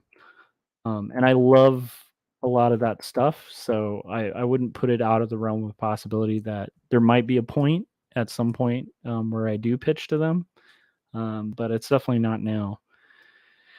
I still got about 150 pages to go on this book, so we'll talk after that. After I'm done with this monster. I'm just right now I'm tilting at this windmill, so don't want to do another one. Yeah. Superhuman. And people love the idea. And you probably know there are people, particularly in the USA, who've had their brains frozen after death to hope that one day they're going to be able to upload their contents onto some silicon. Which, by the way, Futurama does a wonderful riff on the frozen heads, I think. I don't know. Do you guys remember that? Futurama had like the frozen head of like Abe Lincoln, and I can't remember the specific historical figures. I'm sure somebody in chat will be able to list them off, but pretty funny stuff. I gotta make another layer here. Otherwise, I'm gonna be erasing and reshading areas that I otherwise wouldn't need to. Okay, let's continue. Silicon-based thing that will endure forever. And that will give them some sense of immortality. Now, if you notice those two things. That's it, Nixon. Yeah. Was solving the problem of physical death, re-engineering humans to become little gods, that has all to do with wanting immortality. And as a Christian, I have a great deal to say about that, because what's happening, I believe, in the transhumanist, the desire for that is a parody on what Christianity actually is all about. Doesn't it to some extent, though, reflect that I think the very great majority of us are conscious that deep down we don't want to think we'll come to an end? Oh, no, we don't. I'm an individual who actually has no great aspiration to live to an advanced old age. Well, I'm the same. Frankly. I don't Not want on to. This situation, no. Not to say I don't enjoy life, doesn't mean No. that at all. Just means I don't aspire to great physical old age, Yes. frailty and what have you. And I have a different perspective on what happens after that. But deep down, I don't want to think it ends with that physical death. And I think that's pretty much hotwired into all of us. I think it's hardwired, and that's important. This business of what's hardwired into human beings, version 101, so to speak, I think is vastly important. And many years ago, I came across that idea in the moral sense. C.S. Lewis talking about in his book, and it's relevant to what we're talking about at the moment, The Abolition of Man, is an appendix at the end, where he points out that all around the world, look at every culture, they may differ, but they've got certain moral rules in common. It looks as if morality is hardwired. I believe it is, by a benevolent creator. But now we come up to this, and we see that there's hardwiring again at this particular level. God has set eternity in the human heart. Now, of course, that's a theistic perspective, but if you take the atheistic take on it, then you've got to explain where it comes from.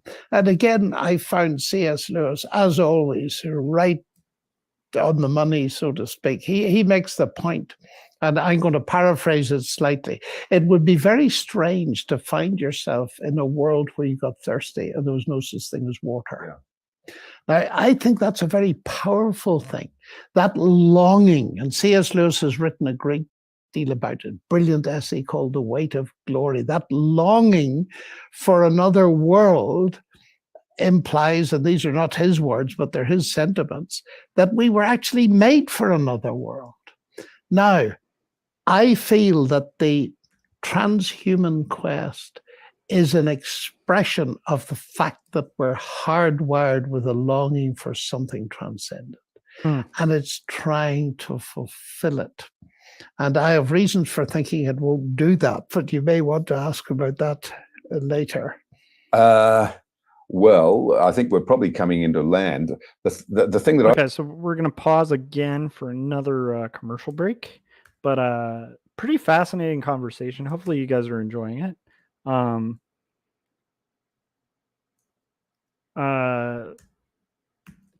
Vic said, this guy makes me want to facepalm until my face caves in. I love John Lennox. Lennox makes me like kind of interested in I don't know. He just seems like a guy who'd be fun to like have breakfast with. I felt the same way about Christopher Hitchens too. There's something about Hitchens that just seemed like he'd be a really fun guy to hang out with. Just because he was incredibly hilarious and interesting and was a good storyteller. I like that about Lennox. I think that's why when Hitchens partnered with a Christian for his tour, because they toured like all across the U.S. Debating atheism versus Christianity. I think the reason he picked Lennox was like they're both really good storytellers and they're both really strong debaters. And also they both kind of like have pretty solid ground. So it was an interesting pairing, but I also think they got along really well. And you can kind of tell, I don't know, they're very similar storytellers. Okay, I'll be right back. We're going to put the trailer for Jacob's Apartment on, and then I'll be right back.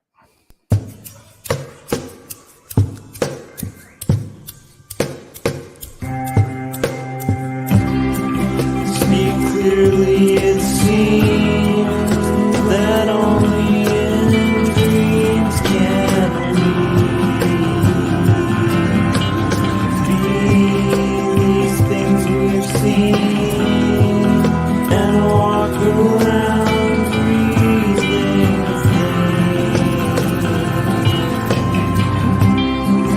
I don't know the part to play in this heart of mine. There's dissonant things, they split at the seams.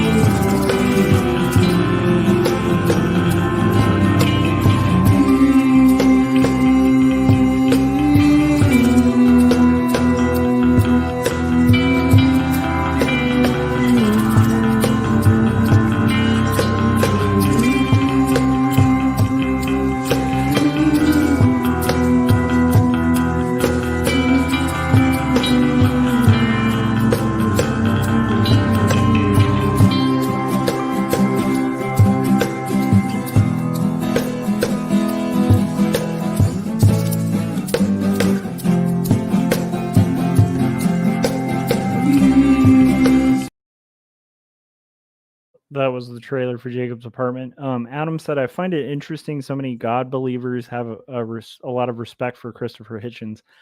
I don't know, actually. Like it might just be the area I live in, but I'm kind of an anomaly in the area I live in. I know like there's people who are potentially like online who might be kind of pro Hitchens or whatever, but the Christians I tend to run across are very like conservative, right leaning, like very like anti-atheist in general, more on the on the Brett Keane spectrum of stuff. I tend to like just really admire somebody who actually is going to honestly debate. And Hitchens took some low tactics and stuff, but he was a good debater and an amazing storyteller and a keen wit, and that's what I admired about him. I like people who make sense and are good at making a case and telling a story. I don't like charlatans, and unfortunately, I feel like particularly in Christianity, there's just like a lot of charlatans. Like it's even tough with Lennox, right? Because I like Lennox, but I think he was in like a documentary with like Kevin Sorbo, and I was like, oh no, like come on. So even the best of them like are kind of sucked into this like evangelical bubble that I think is really dangerous. And becomes slightly like Christian nationalism, which I think is a really dangerous thing. That's starting to trend and rise, and it's to me very opposite from the faith that I have. So Adam said might be an online bias. It might be. I don't know. But I will say, aside from the fact that like he's just entertaining. So I again, like I'll I enjoy watching people who can make a good case. All right. I wanted to explore with you for a moment is that I think that let me lot pause. of people. Okay, here's another thing. I just want to mention the thing I particularly like about Hitch. Hitchens would do ad homs in like the most clever way that you almost couldn't even be like mad about the ad hom. That was the thing I loved about Hitchens, was that he was so good. You watch so Dawkins, who's like a much more sophisticated like scientist, I don't think is that good at debate. I think Dawkins comes off as like really dry. He doesn't connect with the audience. He will be very he does ad homs, but they're kind of childish. Like they never feel like they have weight to them. And again, like I admire Dawkins's mind. Like I think he in the realm of science is like incredible. But Hitchens had that thing, that balance. Like it's just there's not a lot of people who have that like weird balance with yeah, exactly. Hitchens would make irrational arguments and add an ad hom on top rather than relying on ad hom as part of his argument. Yeah, and again, he I think the other thing was you could tell he was just loving the hell out of debating. like if you watch like just from that era of debate when that was like the thing online, it's like when you'd watch like Dawkins do it, he just felt like he doesn't even want to be there. You know what I mean? He's kind of like, I'd rather be in a lab like working. This kind of sucks. Like I'm bored with this conversation. Whereas Hitchens would like bring this just like, I don't know, you just got sheer intellectual joy from the process, and it was very contagious. So there's all sorts of things I could say positively about him. Also, just his journalism was really solid. Like, not his books, meh, but like his journalism was incredible too. So interesting guy is all I'm saying. I think the thing was there was authenticity there, and it was contagious. At the point where they don't, it requires a lot of energy, quite a bit of anguish to say, I'm going to make some tough decisions about what I really believe. And it seems to me that this whole area of artificial intelligence and the chance that we may reach the capacity to literally destroy ourselves requires us to think long and hard and to make judgments that will have to be based, if you like, on faith. You can't know exactly what's going to happen. So you see, if you want to say, well, it requires a lot of faith to believe in, to think through whether I believe in a God, I would have thought this whole area presents just as great a challenge. Who am I? How am I going to work this out? Do I put some ethical framework down? Or do I just sit in the pot and let the water boil, gradually boil until it's too late? Yes. I think this is a very important issue we've come to. There's such confusion in the world about what faith is. And that's mainly the fault, and I would say the fault of people like Dawkins and Hitchens, who actually didn't know what they were talking about, because they redefined faith actually as a religious word that means believing where there's no evidence. And what they fail to see is that's a definition of blind faith that only a fool will get involved with. The word faith, in English, from the Latin fides, from which we get fidelity, which conveys the whole idea of trustworthiness. And trustworthiness comes from having a backup in terms of evidence. A bank manager will only have faith in you if you prove you've got the collateral. You have to bring the evidence. We'd be foolish to trust people without evidence. So evidence-based faith is something everyone understands, but they don't realize is that it's essential to science, and it's essential to a genuine Christian faith in God. I get leery these days, John, of using the word faith on its own, because people think you're talking about religion. Sometimes they say to me, will you give a talk on faith and science? I say, do you want me to talk about God? Oh, yes. Well, I says, not in your title. I could talk about faith in science without even mentioning God, because scientists have got a basic credo, things they believe. They've got to believe that the science can be done. They've got to believe that the universe is rationally intelligible. That is their faith, and no scientist could be imagined without it. As Adam said, good point about the word faith. New atheists hijacked that term. Yeah, I think that Lennox makes some really good points, and this is one of his stronger ones, is just kind of re-emphasizing what the definition of that actually is, which is kind of cool. So yeah, I like it. Einstein once said, so if you want to talk about faith as faith in God, please call it faith in God, or else we're going to get very confused. Now, coming back to this, you are absolutely right. This is going to force us, whether we like it or not, to do some hard thinking and to re-inspect and recalibrate our worldview, because our attitude to these things depends on our worldview, our set of answers to the big questions of life. What is reality? Who am I?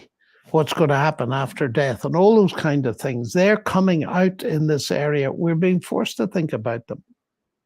And as you say, we can sit like the toad in the kettle when the water's boiling and pretend that nothing's happening.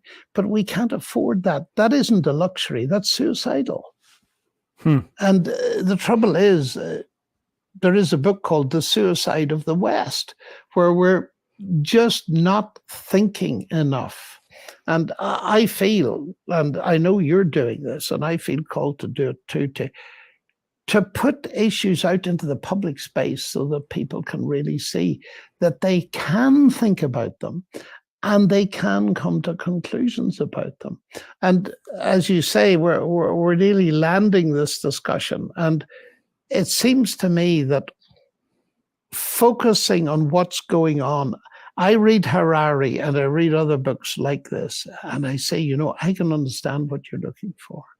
You're looking for something that's very deep and hardwired in us.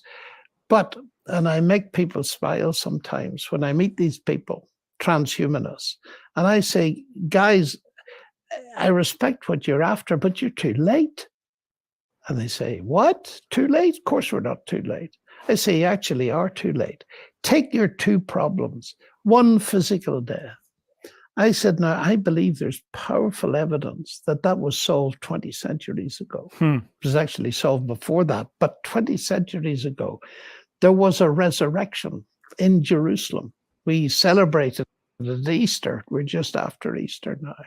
And as a scientist, I believe it for various reasons that we can discuss. But the point is that if Jesus Christ broke the death barrier, that puts everything in a different light.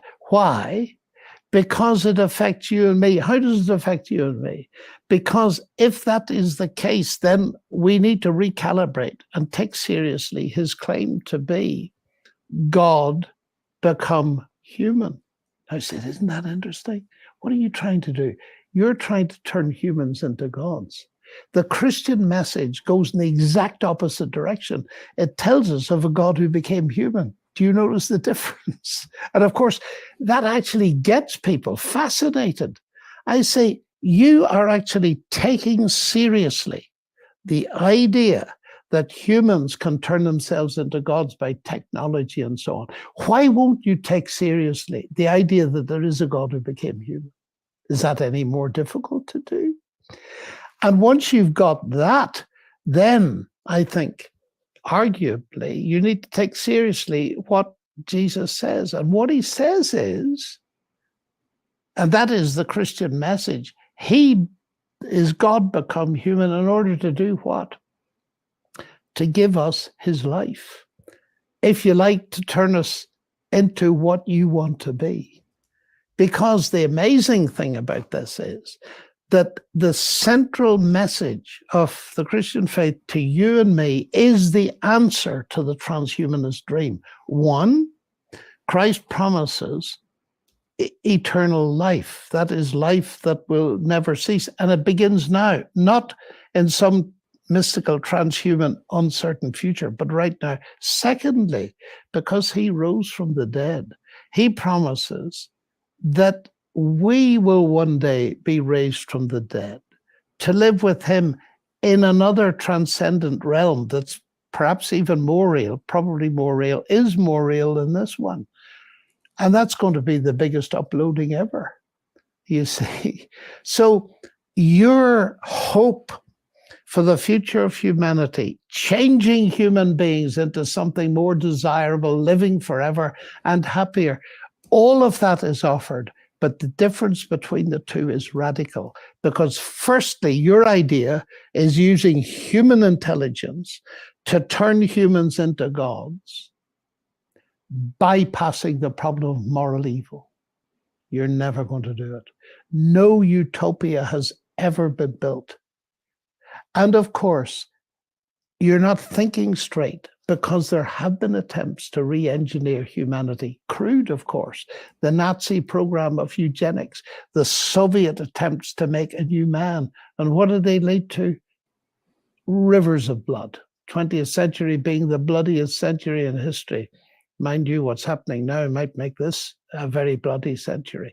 But what I'm saying, John, is that I believe even more strongly than ever that we've got, as Christians, a brilliant answer and a message to speak into this that crosses all the boxes, but it means facing moral reality, which is exactly at the heart of the scariness with which some people approach these issues. John, I think we should land the plane there.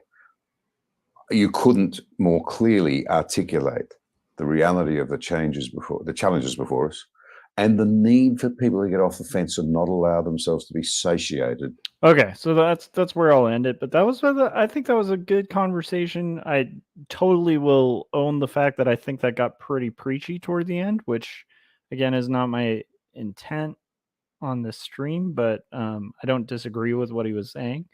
But at the same time, I'm an art channel. I'm not trying to preach to people. But that was pretty powerful. And Lennox is very interesting. I think one of the most interesting conversations that I would love to kind of listen to while working, but I don't know if it's too in the weeds, is where Lennox actually makes the case for 7-day literalism being idiotic and also not necessary. And it's a pretty compelling. He wrote a book called The 7 Days That Divide the World that I really dig. And that got me really into Lennox. Also, I like Lewis a lot. Like C.S. Lewis, I think, was a pretty smart guy, and I enjoyed his books as a kid and stuff. And Lennox, I think, kind of was mentored by Lewis, from what I understand. Am I drawing Jim Croce? I don't know who Jim Croce is. Let me see. Jim Crow.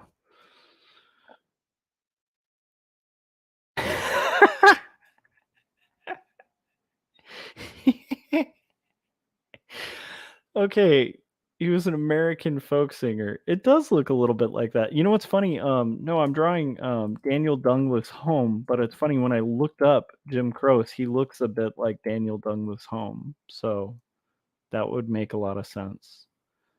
No, this is our evil villain of the story. He's a guy who speaks to the dead and has seances and is also, you know, basically like messing with Elizabeth a little bit. And also I think that at this point in the story, Robert Browning kind of hates him. But Elizabeth is kind of intrigued because she kind of buys the supernatural stuff, whereas like Robert is a skeptic and he's kind of like, this guy's full of shit. So that's kind of where it's at. He didn't say full of shit though. Yeah, Adam was saying, as a transhumanist atheist, I largely agreed with what he said right up to where it started to get preachy. Yeah, I mean, I can't blame him though. At the end, it's, you know, more power to him for saying his belief, but yeah, that was a little heavy-handed. Although again, I would agree with it. But yeah, so we're drawing Jim Croce. Is that how it's pronounced, Scott? I'm really excited about Scott Circlin's channel. Is going to have some cool stuff happening, and that's all I will say. Some stuff is going to be upcoming on Mr. Circlin's channel.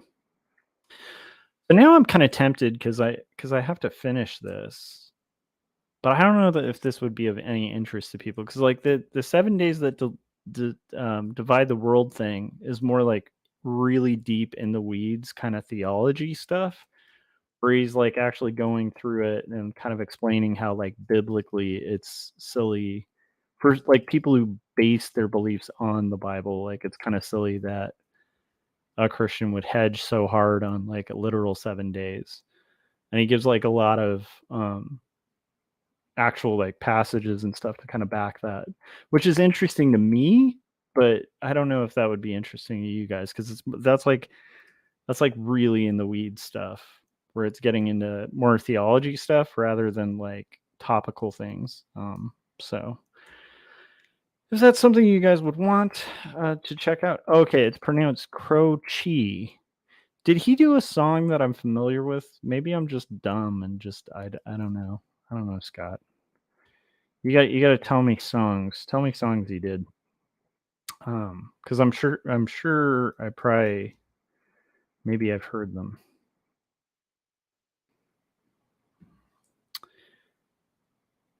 Okay. We got a sleeve on that arm. That's pretty good. Oh, Bad Leroy Brown. Okay. An operator. Okay. That would be where I have heard that. So let's see. Let's see. I'm going to try the 7 days thing. And if you guys get bored with it, let me know. But now I feel like I'm on a don't mess around with Jim. That's true. Okay. Socrates in the City. These are interesting. Or as they'd put it in okay, we're going to do another thing. Can you guys see this? Let's see. Hey, look at that.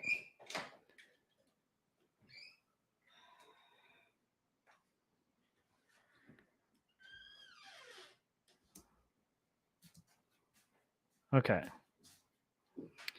Thomas said, I remember one guy who said, you have to remember the Bible was written for us, but not to us. It was written for people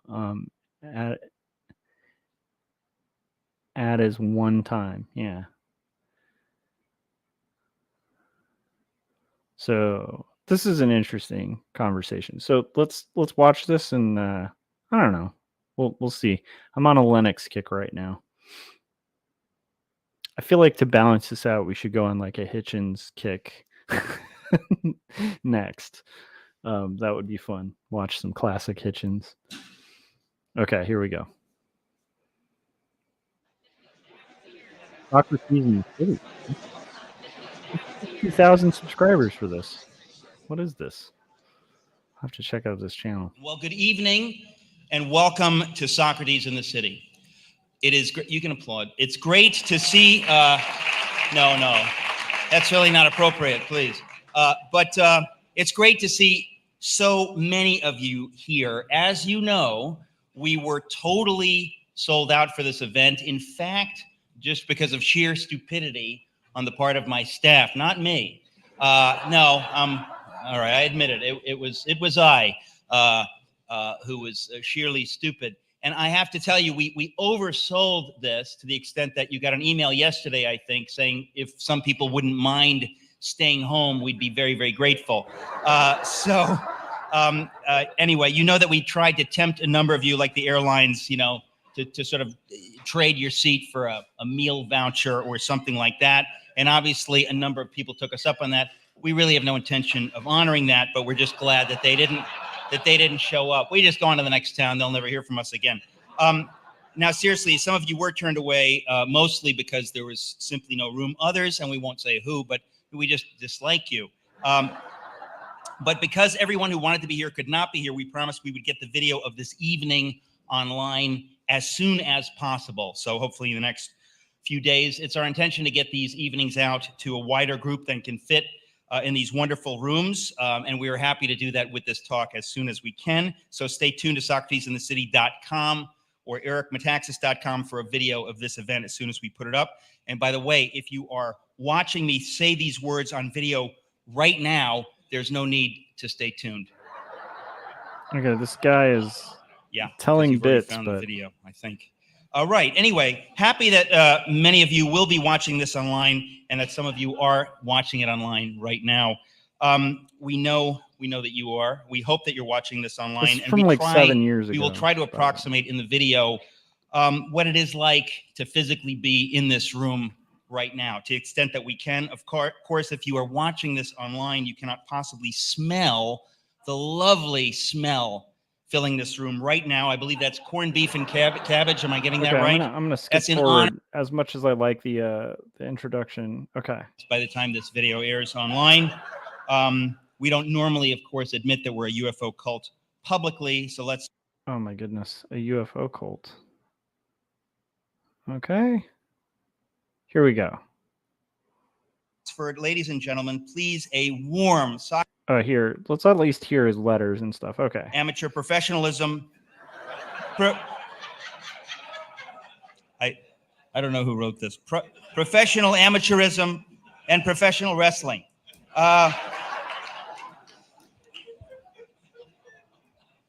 John is married to Sally. They have 3 grown-up children and 4 grandchildren and live near Oxford. Ladies and gentlemen, please a warm Socrates in the City welcome for our special guest this evening, Dr. John Lennox. You must eventually forgive me. Please.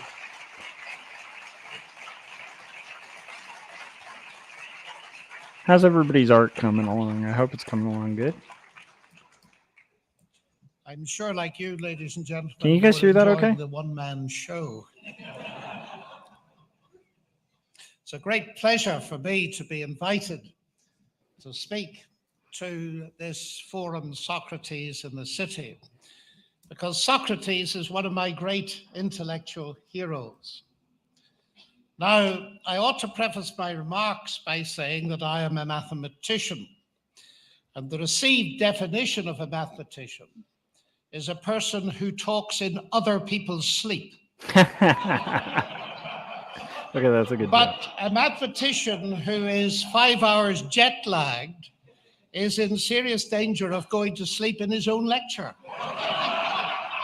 which incidentally has happened on at least 3 occasions that I know of. Eric asked me to tell you a little bit about C.S. Lewis, which is not part of this talk. But my memories of him are very vivid. And he used to lecture in the English Lecture Theatre in Mill Lane in Cambridge, just virtually next door to the pub where the announcement of the decoding of the double helix was announced in 1953. It was just across the road from the Mathematics Institute. So when the maths got boring, I would sneak out and go and listen to Lewis. The room was about this size. It was absolutely packed, people sitting on the floor, and there was just space for him to come through the double doors and wend his way up to the podium. It was winter. It was very cold, and Lewis was a big, heavy man who wore a big, heavy coat and a big scarf and a hat. So he came through the door and immediately started to lecture before he'd taken coat, hat, or scarf off. But he proceeded to lecture as he made his way up to the podium. So by the time he got to the podium, he probably had his scarf off. And then he'd take his hat off and put it down and his coat off. And by the time all that was done, he was way into the lecture, word perfect. I can't remember him using notes. The interesting thing was when he finished the lecture, he reversed this process. So still lecturing, he'd put on his hat, right, up his scarf, put on his coat, and the last words would be uttered as he disappeared out through the door. There was no opportunity for questions. Those were dealt with in the private tutorials.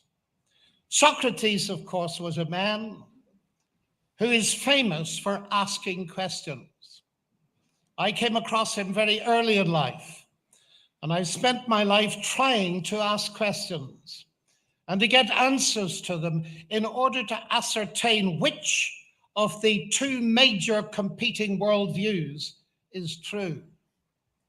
Our society is divided, and culturally in the academy we have a clash between 2 fundamentally opposed worldviews.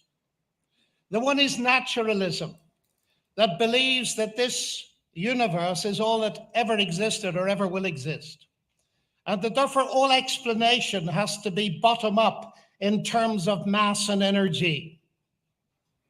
The other worldview is theism, and in my case, Christian theism, that says in the beginning, God created. Okay, guys, I got to pause this for 2 seconds and put on another trailer. I will be right back.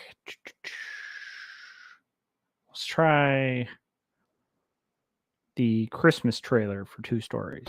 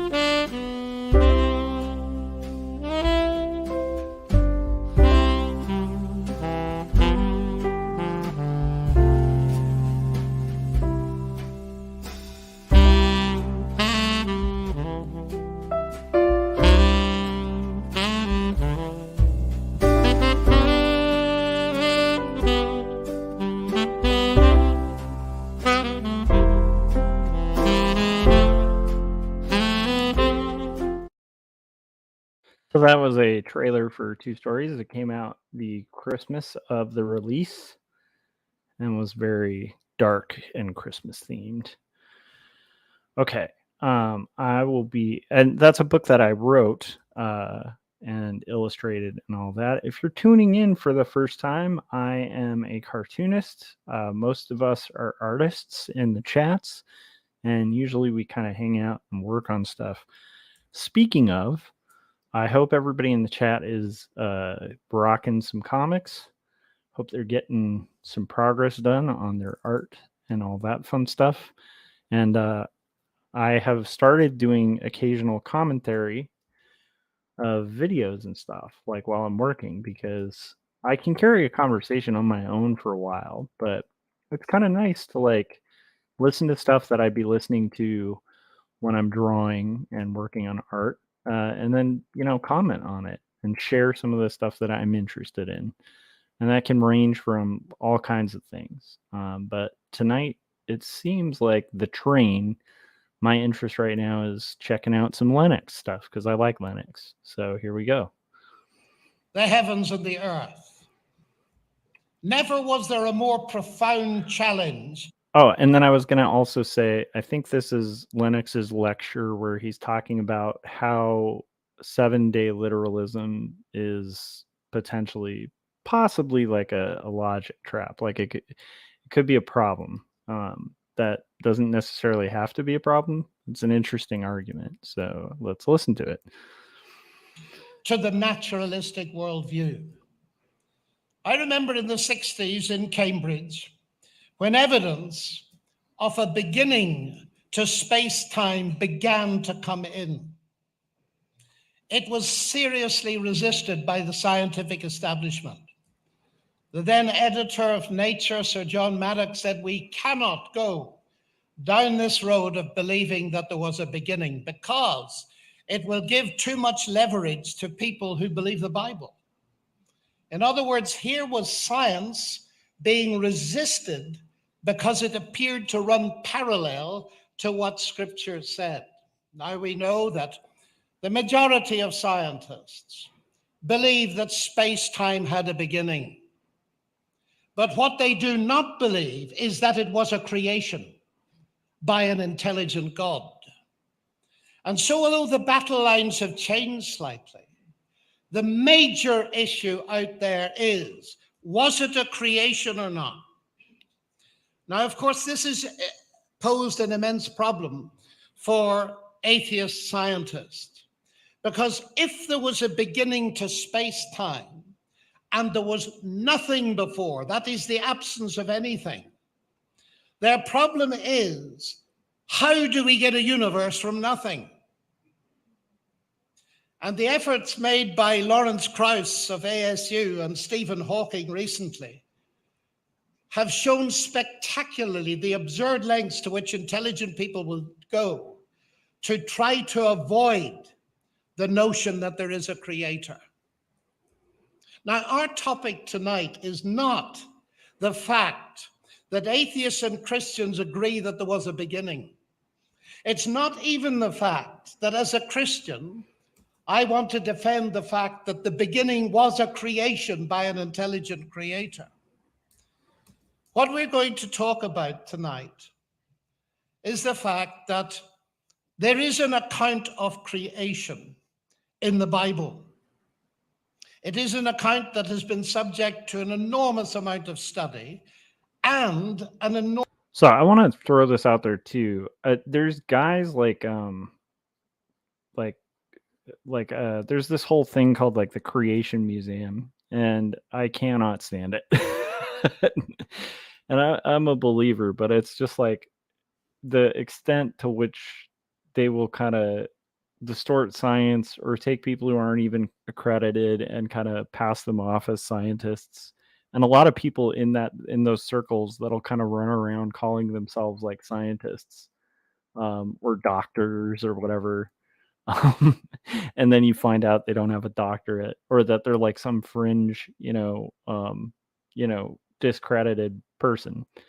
I wish some of those guys would watch this. Like, I wish they would watch and listen to Lennox. I think it would be really helpful. I just do. But anyhow, let's continue. Because it's not bad what he has to say. It's interesting. Enormous amount of attack, particularly from non-Christian thinkers. And I want to have a look at it because it seems to me to be enormously important, not only to look at it, but to think about how we look at it. Because and again, it is the fact. I do want to clarify, I don't always listen to like stuff about religion. And honestly, the only thing I've really listened to related to this kind of thing on stream before is like debates, which I think are really fascinating. But I'm just kind of in the mood to listen to Lennox. So hopefully you guys will be along with me for the ride.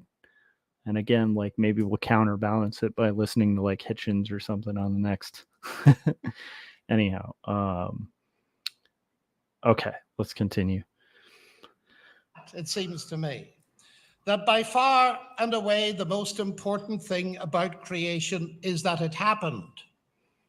However it happened and whenever it happened. But it is also the fact that around the however and whenever, there is considerable controversy among Christians, of course, because outside that realm, people are more interested in whether it happened or not than how or when it happened. And many people have been put off even considering the evidence for the Christian faith, because they see, whether rightly or wrongly, that aspects and sections of the Christian church appear to them to be seriously unscientific and seriously obscurantist. And that puts them into a dilemma, because I have many friends, particularly in this country, who want to be faithful to Scripture. They believe in its authority, and rightly so, in my opinion. But they also want to face science. And they do not want unnecessarily to be taken for fools when it comes to the understanding of science. Now, as Christians study these issues, they are being watched as to how they do it. And one of the saddest things to my mind is this: when Christians who profess to believe that Jesus Christ is the truth and that he, above all, brings to us the love of God, start to fight one another in a public way over issues that are not necessarily at the heart of the biblical message, and therefore bring it into very serious discredit. We are being watched.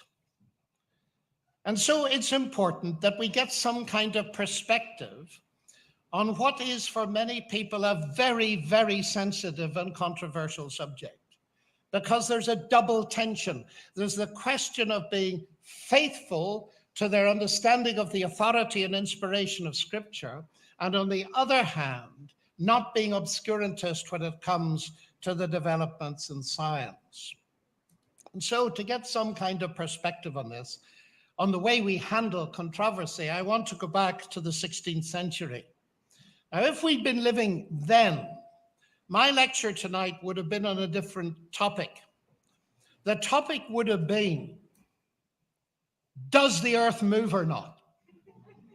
And you would have been fascinated to hear, I hope, what someone thought about this newfangled idea that contradicted the Bible, the claim that the earth moved. Because for centuries, of course, under the influence of Aristotle, people believed that the earth was fixed in the center of the universe and everything else revolved around it. And people thought that was pretty logical. Why does a stone thrown up at... Let me pause this for a second. Apparently, from some of the stuff we listened to before, some people still believe it. Anyhow, let's continue. The air comes straight down. If the earth is moving, why doesn't it come down a bit further along the way? And so on. Why do not we feel a strong wind blowing in our faces in the direction of... By the way, didn't we hear like a flat earther making that argument that, again, like he was talking about kind of possibly being made like 600 years ago? Anyhow, let's continue. The earth's motion. Oh. And so on. Now, it wasn't only the intellectual scientists of the day who believed it. The Christians believed it because they read the Bible. For instance, in the Psalms, they saw God sets the earth upon its foundation so that it should never be moved. Or 1 Samuel 2, for the pillars of the earth are the Lord's, and on them he has set the world. So there is scripture saying that the earth doesn't move. And this upstart, Copernicus, and after him Galileo, claims it does move. And that caused the initiation of a great questioning in the Europe of the day. Now, we are in an interesting situation because I suspect that the vast majority in this room believe that the earth moves. That poses an interesting question for the Christians among us, if there are any. How is it you've come to believe that the earth moves when Scripture says it doesn't move? Interesting, isn't it? And nobody gives a thought to it because we've long since, but it took 1,700 years to sort this one out. And I want to discuss it a little bit with you because it's comfortable enough because it's distant. But the fact is that the Bible says the earth is fixed so it doesn't move. And the other fact is none of us believes it doesn't move. So we're in a quandary, aren't we? Okay, you guys, I have finished 2 panels. I'm enjoying this. So I think rather than jump to my game of Risk as a reward for my 2 panels, I'm going to go for 3 panels and we'll see how that goes because I'm getting a lot of progress done. But so as not to burn out, I will put on another trailer so that I can get up and stretch and stuff like that. Let me know if this is interesting to you guys. And I don't know. To me, it's interesting. We're going to put... What are we going to put on? Let's put on the trailer. Well, let's put this on. Hi, my name's Chris and I like comics. I want to talk about this comic for a second here. I just got this in. I ordered it direct from my local comic shop through Diamond Distributing. It's Joshua Kemble's Jacob's Apartment. I really enjoyed this book. There's all kinds of comics out there, let's be honest. There's fun comics, there's superhero comics, there's young adult comics, there's adventure comics for kids. There's so many different things on the planet. But there's also an entire subgenre of alternative books. Real life, real world depictions in comic book form. Situations that happen to each and every one of us. And this is a fine example of that. If you get a chance, order this book from your local comic shop. You won't be disappointed. I can't sing its praises high enough. Okay? Check it out. Jacob's Apartment by Joshua Kemble. Awesome. Really appreciate that trailer. Let's continue this and see how far we can get. Hopefully you guys are making good progress too. To me, I like having the mind work while I'm working. And this is fascinating stuff. All right, let's continue. By the way, just to give credit to this is Socrates in the City is this channel. I have no idea what that channel is, but I have watched this lecture a long time ago, probably about 7 years ago or whatever when it first came out. I think it was 7. Wait, hang on. Let's find out. 9 years ago. I am old. This is almost a decade old. All right, guys, here it is. And we have to face it. So let's have a look at this to see why it is we're not all fixed earthers. The question, of course, comes down to this. How do we understand the Bible? That was the question at stake during the Galileo controversy. So let's think of some general principles of understanding. One should, of course, in the first instance, be guided by the natural understanding of a passage. The reformers in the 15th and 16th centuries adopted an approach which they called the literal method. They didn't mean literal in the way we often use it, though. They meant the sense of interpretation of a text which is obtained by taking its words in their natural or customary meaning and applying the normal rules of grammar. Now, that's enormously important because, of course, when we come to the fundamental doctrines of Christianity, they are first and foremost to be understood in their natural primary sense. Creation is not a metaphor for anything. It involved an actual bringing into existence of the cosmos. The cross of Christ is not a metaphor. In the first instance, it is an actual crucifixion. It has, of course, significance way beyond that, and so on. But that basic principle needs immediate qualification because, of course, if we ask for the natural reading, there can be more than one. For instance, in Genesis 1, the word earth is first used for the planet, and then a little later it's used for the dry land as distinct from the sea. Now, both times the word earth is clearly meant literally, but there are two different literal meanings. So we must be open for that possibility. Then there are many places where a basic literal understanding won't work. Let's take the statement that Christ made, I am the door. It's clearly not. Oh, by the way, I just want to highlight, this is actually one of my favorite points that Lennox makes in this entire discussion about the statement, I am the door. Let's continue, but the way he words this is great.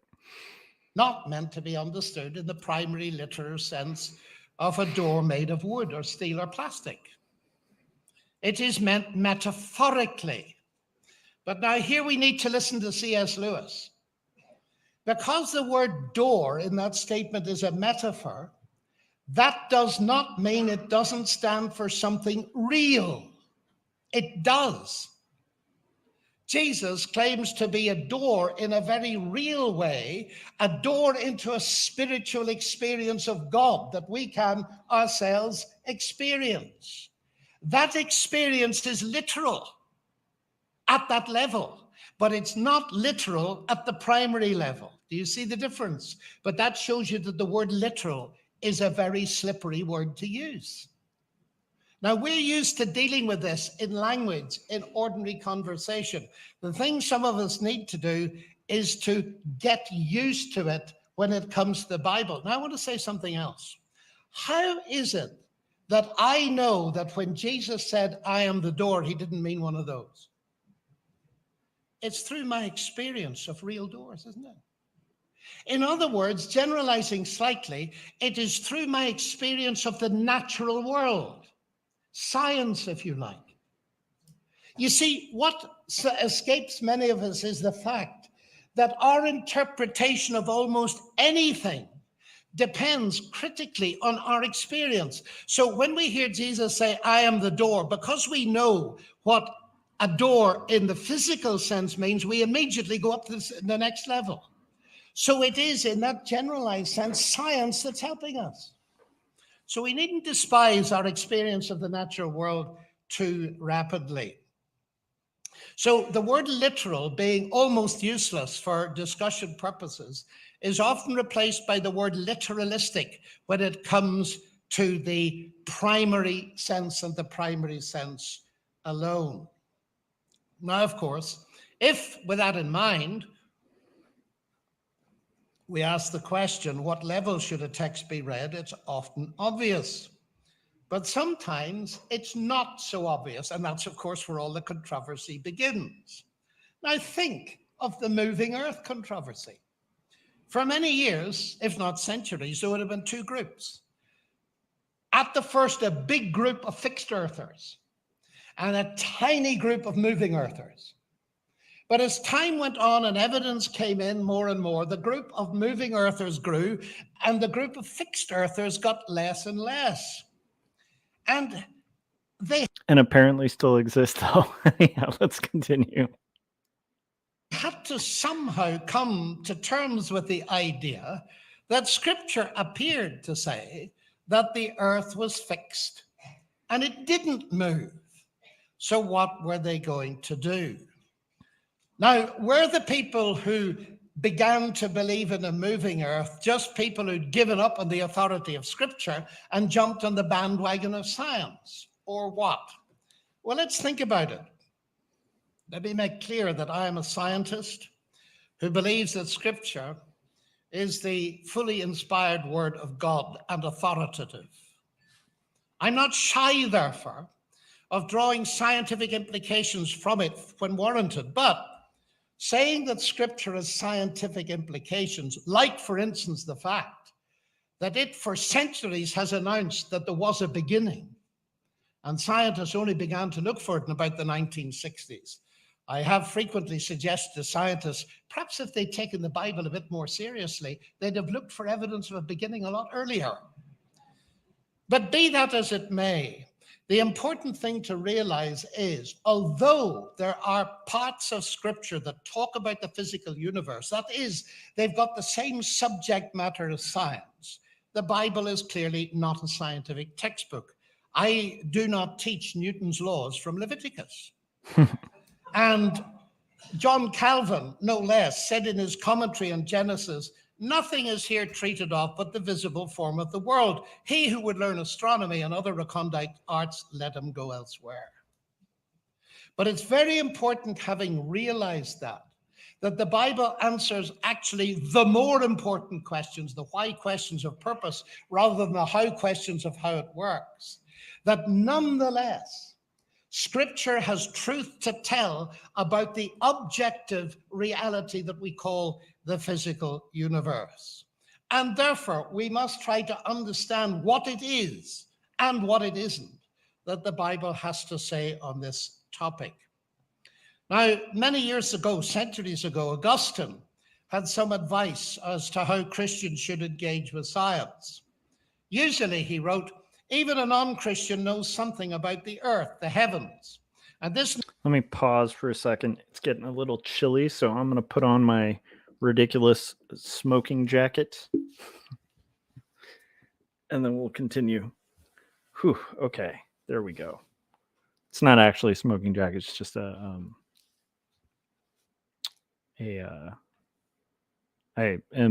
is so late that I'm forgetting what it's called. It's like one of those bath things. Knowledge he holds as to be as certain from reason and experience. Now, it is a disgraceful and dangerous thing for an infidel to hear a Christian presuming to give the meaning of Holy Scripture, talking nonsense on these topics. And we should take all means to prevent such an embarrassing situation in which people show up vast ignorance in a Christian and laugh it to scorn. He then says this: if they find a Christian mistaken in a field which they themselves know well, and hear him maintaining his foolish opinions about our books, how are they going to believe those books in matters concerning the resurrection of the dead, the hope of eternal life, and the kingdom of heaven? And I think what Augustine has done there is put his finger on the problem that many people face. They want to trust rightly the authority of Scripture, but they do not want unnecessarily to appear idiotic when it comes to the results of contemporary science. Now, Augustine is not suggesting, of course, that Christians should not be prepared to face ridicule over fundamental doctrines of the Christian message, like the deity of Christ, his resurrection, and so on.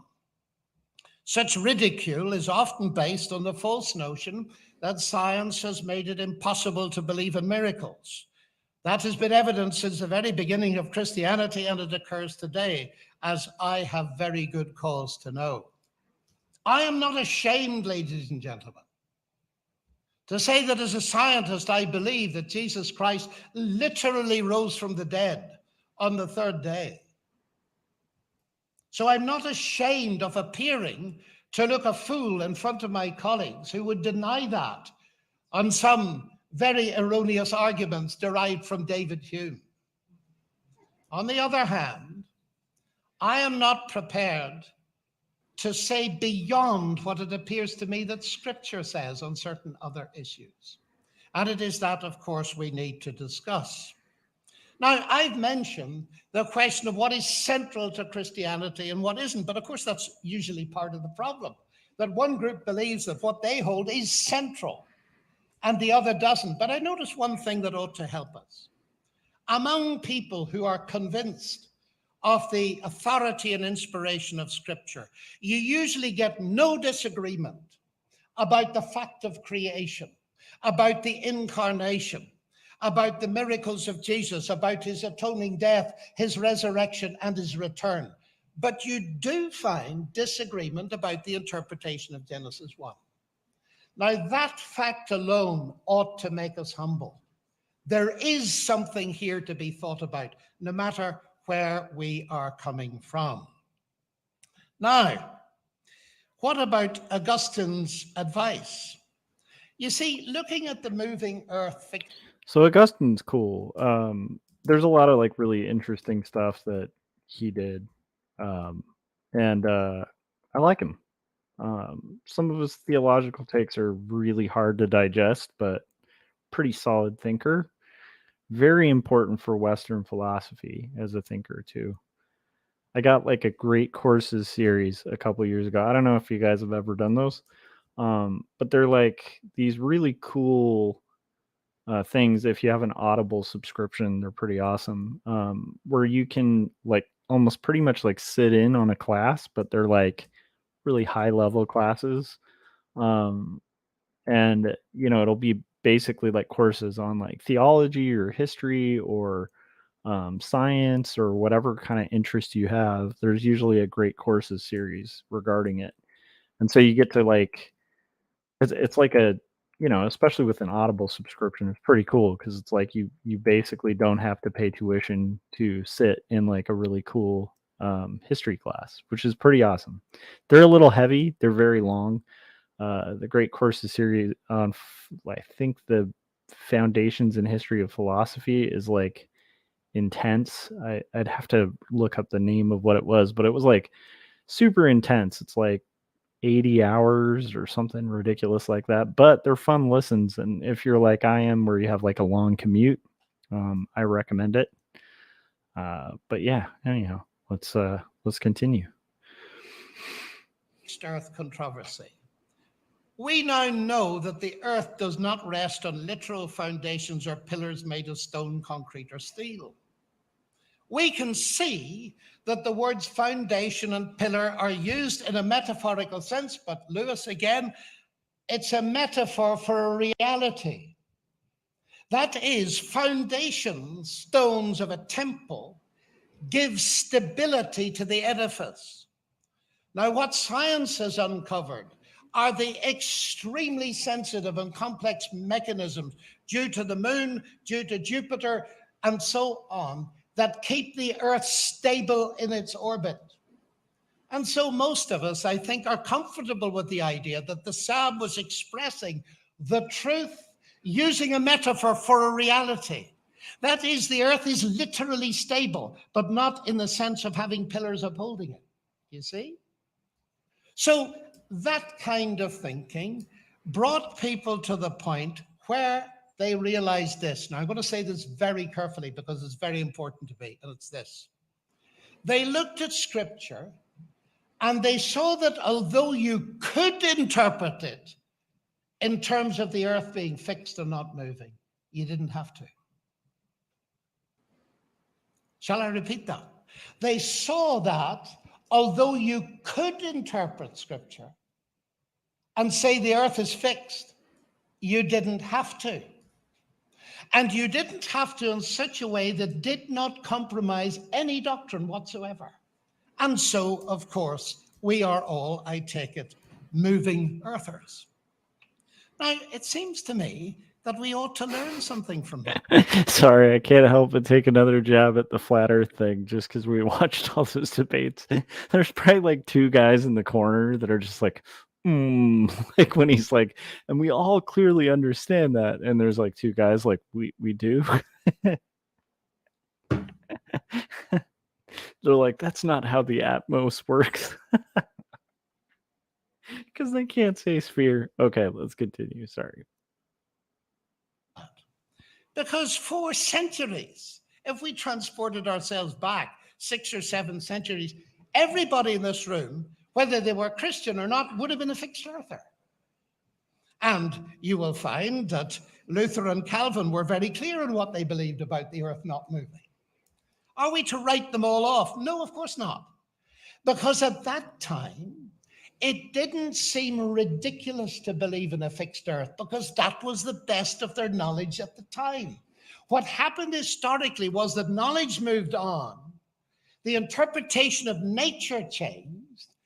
And so people had a look again at the scripture and said, how can we hang on to this? Well, of course, obviously we can do it this way. And now we do it without thinking. And it seems to me that is a paradigm case for today. Could it be that the controversy about the age of the planet and the interpretation of Genesis 1 fits into a very similar, though not an identical category?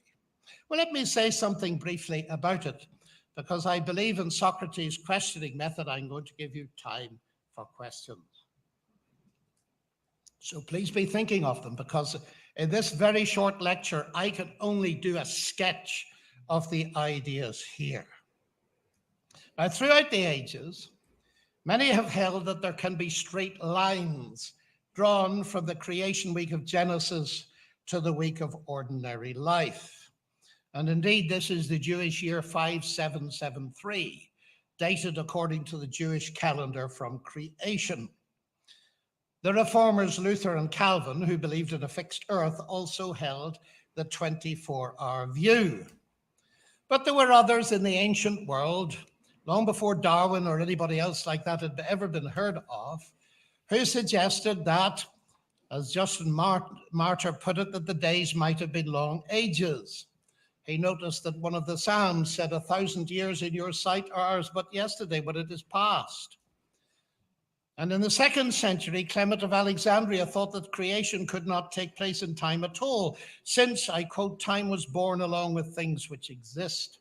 And Augustine, who wrote a great deal about Genesis, openly stated in his book, The City of God, that he found the days of Genesis difficult. In fact, he held that God had created everything in a moment, and that the days represented a sequence used simply to explain it to us. Now, these men were not armchair theorists. And they I want to throw this out there. That is a weird one, right? Like, if we think about it, right? Yeah, like, okay, if we're before anything that generates time, how does time exist? It's just a hugely important question.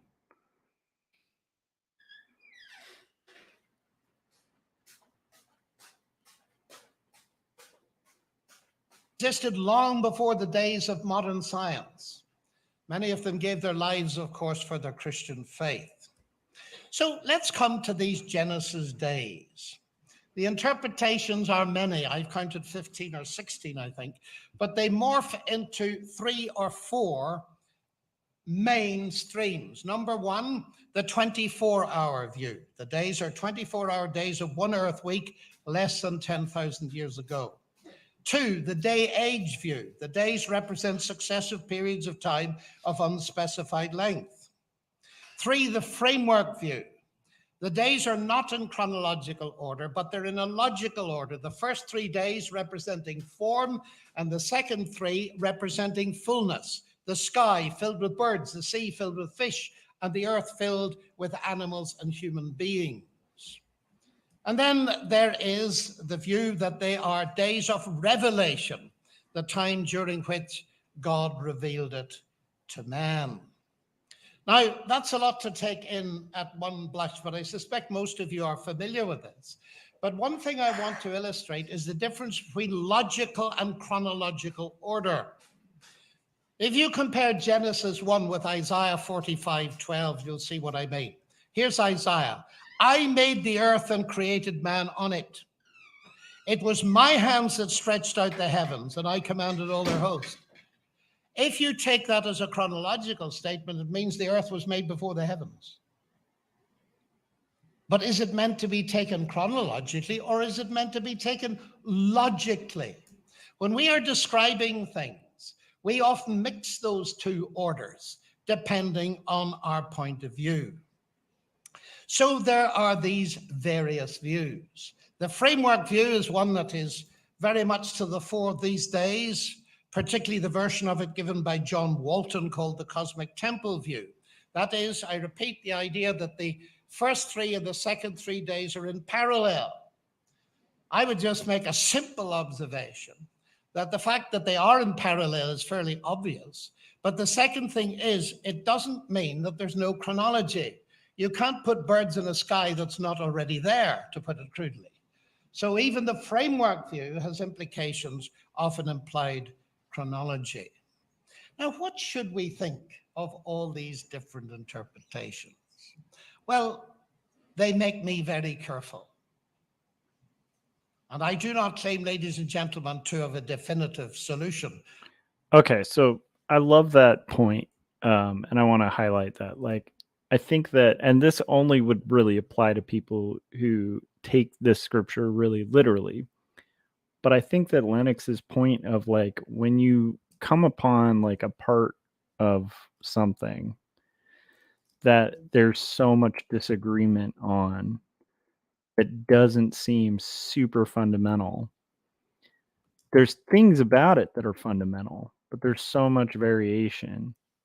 I love the way that he said, well, what does that mean? I approach it cautiously, very carefully. I think that's a smart idea. I mean, I think like if you read like 5 really intelligent people who all profess to believe what you believe and all seem sincerely like bought into all the core tenets of your belief, but all have differing interpretations of these scriptures, it should at least make you hesitate before being like brazenly, you know, black and white about it. That's all I'm saying. And I think Lennox makes a really good point of that. And I think that's honestly just a good way to approach life. Like, you know, when you're approaching a topic where it's like there's a lot of disagreement and a lot of smart people have a lot of different things to think about it, you should approach it a little cautiously, right? Because clearly it's not like a totally set in stone thing. So your approach to it should be like a little more cautious. And I love that statement by Lennox. I think that's a really valuable thing that people could learn from, including myself. Sometimes I'll get cocky about things, and I don't mean just like biblical things, just anything that maybe I should take a step back from and approach a little more cautiously. It's a good point. Of this, but what I want to share with you, a number of things that have helped me think about it. The first thing we note is that they are different interpretations of the same text. Now, that is interesting because it means that people have a certain difficulty in understanding what this text means. And I suspect a lot of it comes from, in my experience, that not enough time has been taken to see what the text actually says, as distinct from what it means. Now, those two flow into each other. But what I'm going to try to do tonight is very briefly look at this again and take you through it and see what it says. If you look at the first chapter of Genesis, you first of all have a statement regarding the creation of the heavens and the earth in the first 2 verses. Then we have 6 days of God's creation and organizational activity, culminating in the creation of human beings in God's image. And then we have the 7th day of God's rest. So it's a very simple, an introduction, a middle, the 6 days, and as Aristotle would say, an ending. So that the initial immediate impression is a chronological sequence of events, the briefest, if you like, of brief histories of time. It starts with an earth that is without form and void. There's nothing much there. It ends with the earth full of all kinds of life. And culminating the process is the highest form of life, human beings made in the image of God. Let me just stop there. The very fact of a sequence is fascinating because it seems to be saying, whatever you believe about the days, that God did not create everything at once. There is a sequence with a goal. And what is the goal? It's human beings made in the image of God. Ladies and gentlemen, our world desperately needs to hear this today. Human beings are the only creature or thing in the entire physical universe that are said to be made in the image of God. The heavens declare the glory of God. It is nowhere said they were made in his image. You were made in God's image. And that distinguishes you above every other creature. You don't need me to remind you that in America and in the United Kingdom today, there is enormous pressure to devalue human beings to just another species. And before we get into the details here, just let's see what this text is actually saying. It's saying that you, as a human being, are uniquely valued because you are made in the image of God. That is an immensely powerful and... Okay, guys, we might have to stop this in about 20 minutes because I'm going to finish this panel and then I don't want to burn out tomorrow because I do have work tomorrow. So we'll listen to a little bit more of this. I will say, this is John Lennox's 7 Days That Divide the World. It's a really good lecture. We'll listen to a little more of it, but it's fascinating and interesting, especially if you're into kind of the heavier theology. It's a good book too. But we'll listen to a little bit more of this as I finish up the background of panel 3, and then we'll call it a night. Thank you, by the way, to everybody who's in the chats. I appreciate you guys hanging out with me. Important message. So there's a sequence of days and a rest, which becomes, of course, the model of our Earth Week. And in any age, readers of Genesis 1 would be familiar with this basic cycle of life, the human working week. And they would know the law of Exodus. Remember the Sabbath day to keep it holy. 6 days you shall labor, do your work, and so on. And the readers would clearly understand that Genesis 1 portrays God as a creative craftsman going about his week of work, taking rest each night from evening to morning, and then having a day of rest in the end. But of course, the thoughtful reader would realize a lot more, would realize that God's work of creation was vastly different from their work. We do not do the things that God does. Indeed, the Hebrew word for create is only used in the Bible with God as subject. The readers would also realize that their rest was not the same as God rests. God never slumbers or sleeps. And they would realize that God's creation week was never repeated, whereas theirs was. So there were points of contact between the Genesis week and the repeated Earth week, but there were major points of difference. But now comes the key question. What does Genesis actually say? Well, first of all, the word day, which is the crucial issue here. Well, the first mention of it in chapter 1 is verse 5, where we read, God called the light day and the darkness he called night. So what's the length of that day? Not 24 hours. By definition, it isn't. I find it spectacularly amazing, ladies and gentlemen, that people can read this text and insist that in every place where the word day in Genesis or the Bible occurs, it means a 24-hour day. The very first use doesn't. It contrasts day with night. And that reminds us of the multivalency of the word day in most languages. I came on Tuesday in the day is not saying the same thing twice. It's saying I came in the daytime. So the very first use of the word is the contrast between the 12 hours, at the equator at least, of day and night. So number one is not a 24-hour day, it's actually less. So that's the first thing.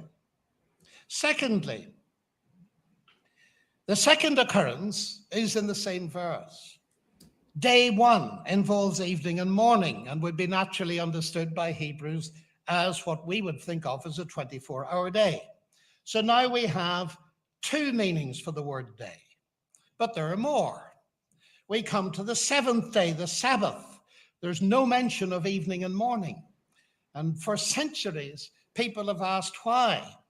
And Augustine and many others made the sensible suggestion that God rested on the seventh day, but he didn't start creating again. That Sabbath rest has remained until today and is still going on. And hence, the word evening and morning is not appended to it. So there's at least one very long day that I find millions of Christians believe in anyway, without necessarily being aware of it. So the seventh day, arguably at least, is different from the first six, which is different from the first mention of the word day. God, of course, rested from his work of creation, not from his work of redemption. That is a different matter and is very important. But ladies and gentlemen, the implication of God resting from his work of creation, that is immensely important. Because it means that things were going on during creation that aren't going on anymore. So that the present is not a total key to the past. Now, of course, that is dynamite in certain academic circles, but I'm simply trying to see what Scripture is saying. It's saying that God did certain things and he stopped doing them. There was a rest. But then finally, in Genesis 2, verse 4, we meet the expression, when God created. But the word when there is the Hebrew word for day. And you see, here is now another use of the word day that we've all got. You know, in my young day at Cambridge, C.S. Lewis was a professor. You would never think of asking me, was that Tuesday or Wednesday? Because day there is an expression, excuse me, for an indefinite period of time, isn't it? It's used in Hebrew in that way. It's used in most languages in that way. So now, looking at this fascinating text, we have several distinct meanings. They're all primary meanings, and they're all different. Now, this text is roughly 100 words, and here's a word used in 5 different senses, which warns me that this is extremely sophisticated writing. It may be very simple on the surface, but there's a sophistication to it that begins to emerge very rapidly. So how should we interpret all that? Well, the next point to make, I think, is this.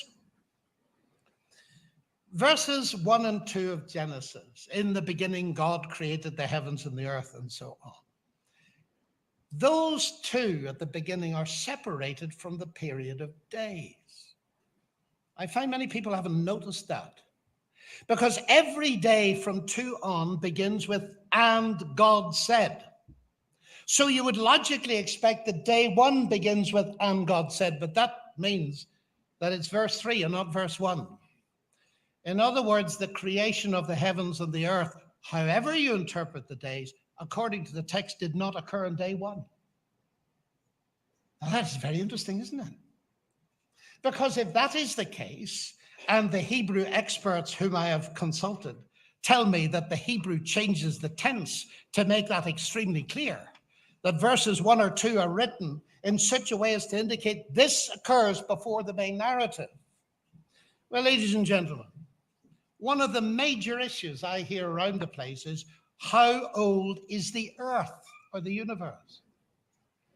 I'm not so sure that Scripture even discusses it. Because whatever you think of the days, whether you think that there are days of 1 week or long days, if they were not at the beginning, then the beginning occurred at an indefinite time in the past. Now, if Scripture doesn't tell me when the beginning was, then why should I be dogmatic about it?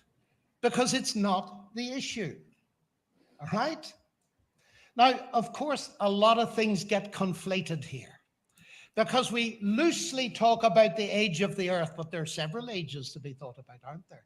There's the age of the universe, there's the age of the earth, and there's the age of life, and there's the age of humanity.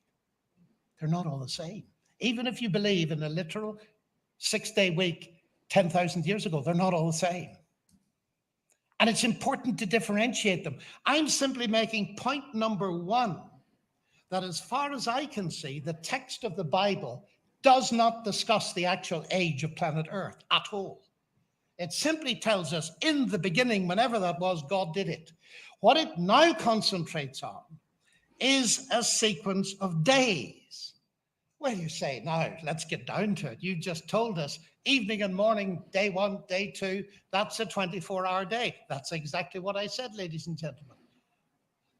But now let's think again. Because there's another little thing. If you look at the Bible, you usually see the first day, the second, the third, the fourth.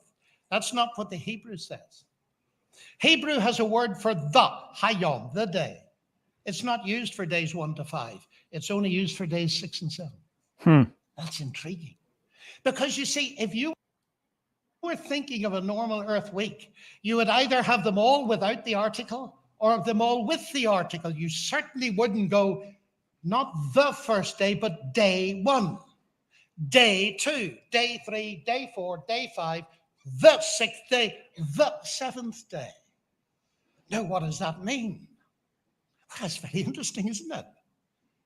Because you see, if we just think back, suppose you only had this page of scripture. Forget science, forget everything else, just use logic on it and try to understand it. It's saying there is a sequence of days. We can presume they're 24-hour days, evenings and mornings. 1, 2, 3, 4, 5, 6, they're in sequence. And they're days in which, and God said. But nothing in the text demands that they're days of a single earth week. They're the creation days on which God spoke. So here's a possibility. I wouldn't die for this, you know, although some of you might want me to die for it before I go tonight. But I'm only making a suggestion that opens up a vast possibility that what these days are is what they claim to be. God spoke. It didn't take him long to speak, if I might put it that way.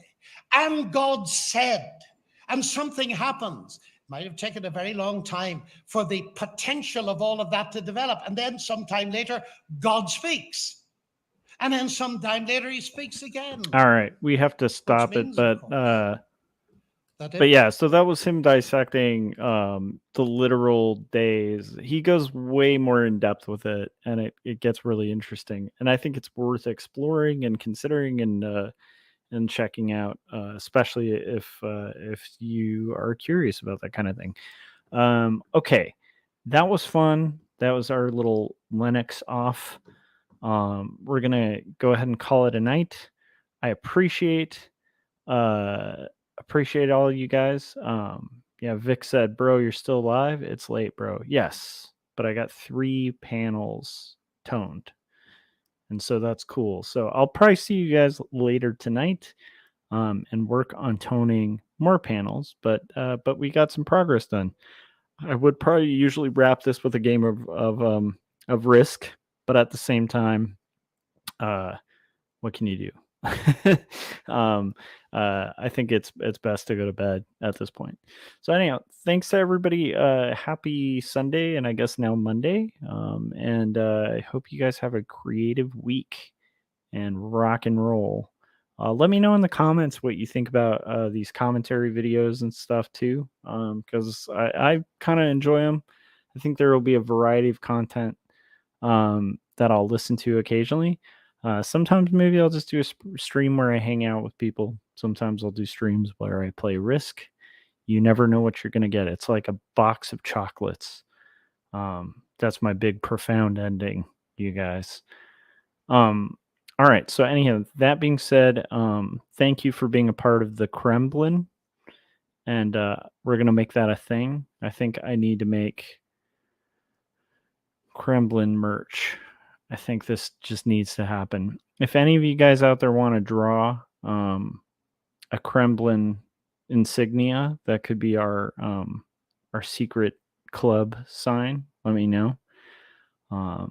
Maybe I'll mock something up at some point. All right, guys, have a good night. Thanks for hanging out. Appreciate you guys, and I will see you on the next stream. Bye.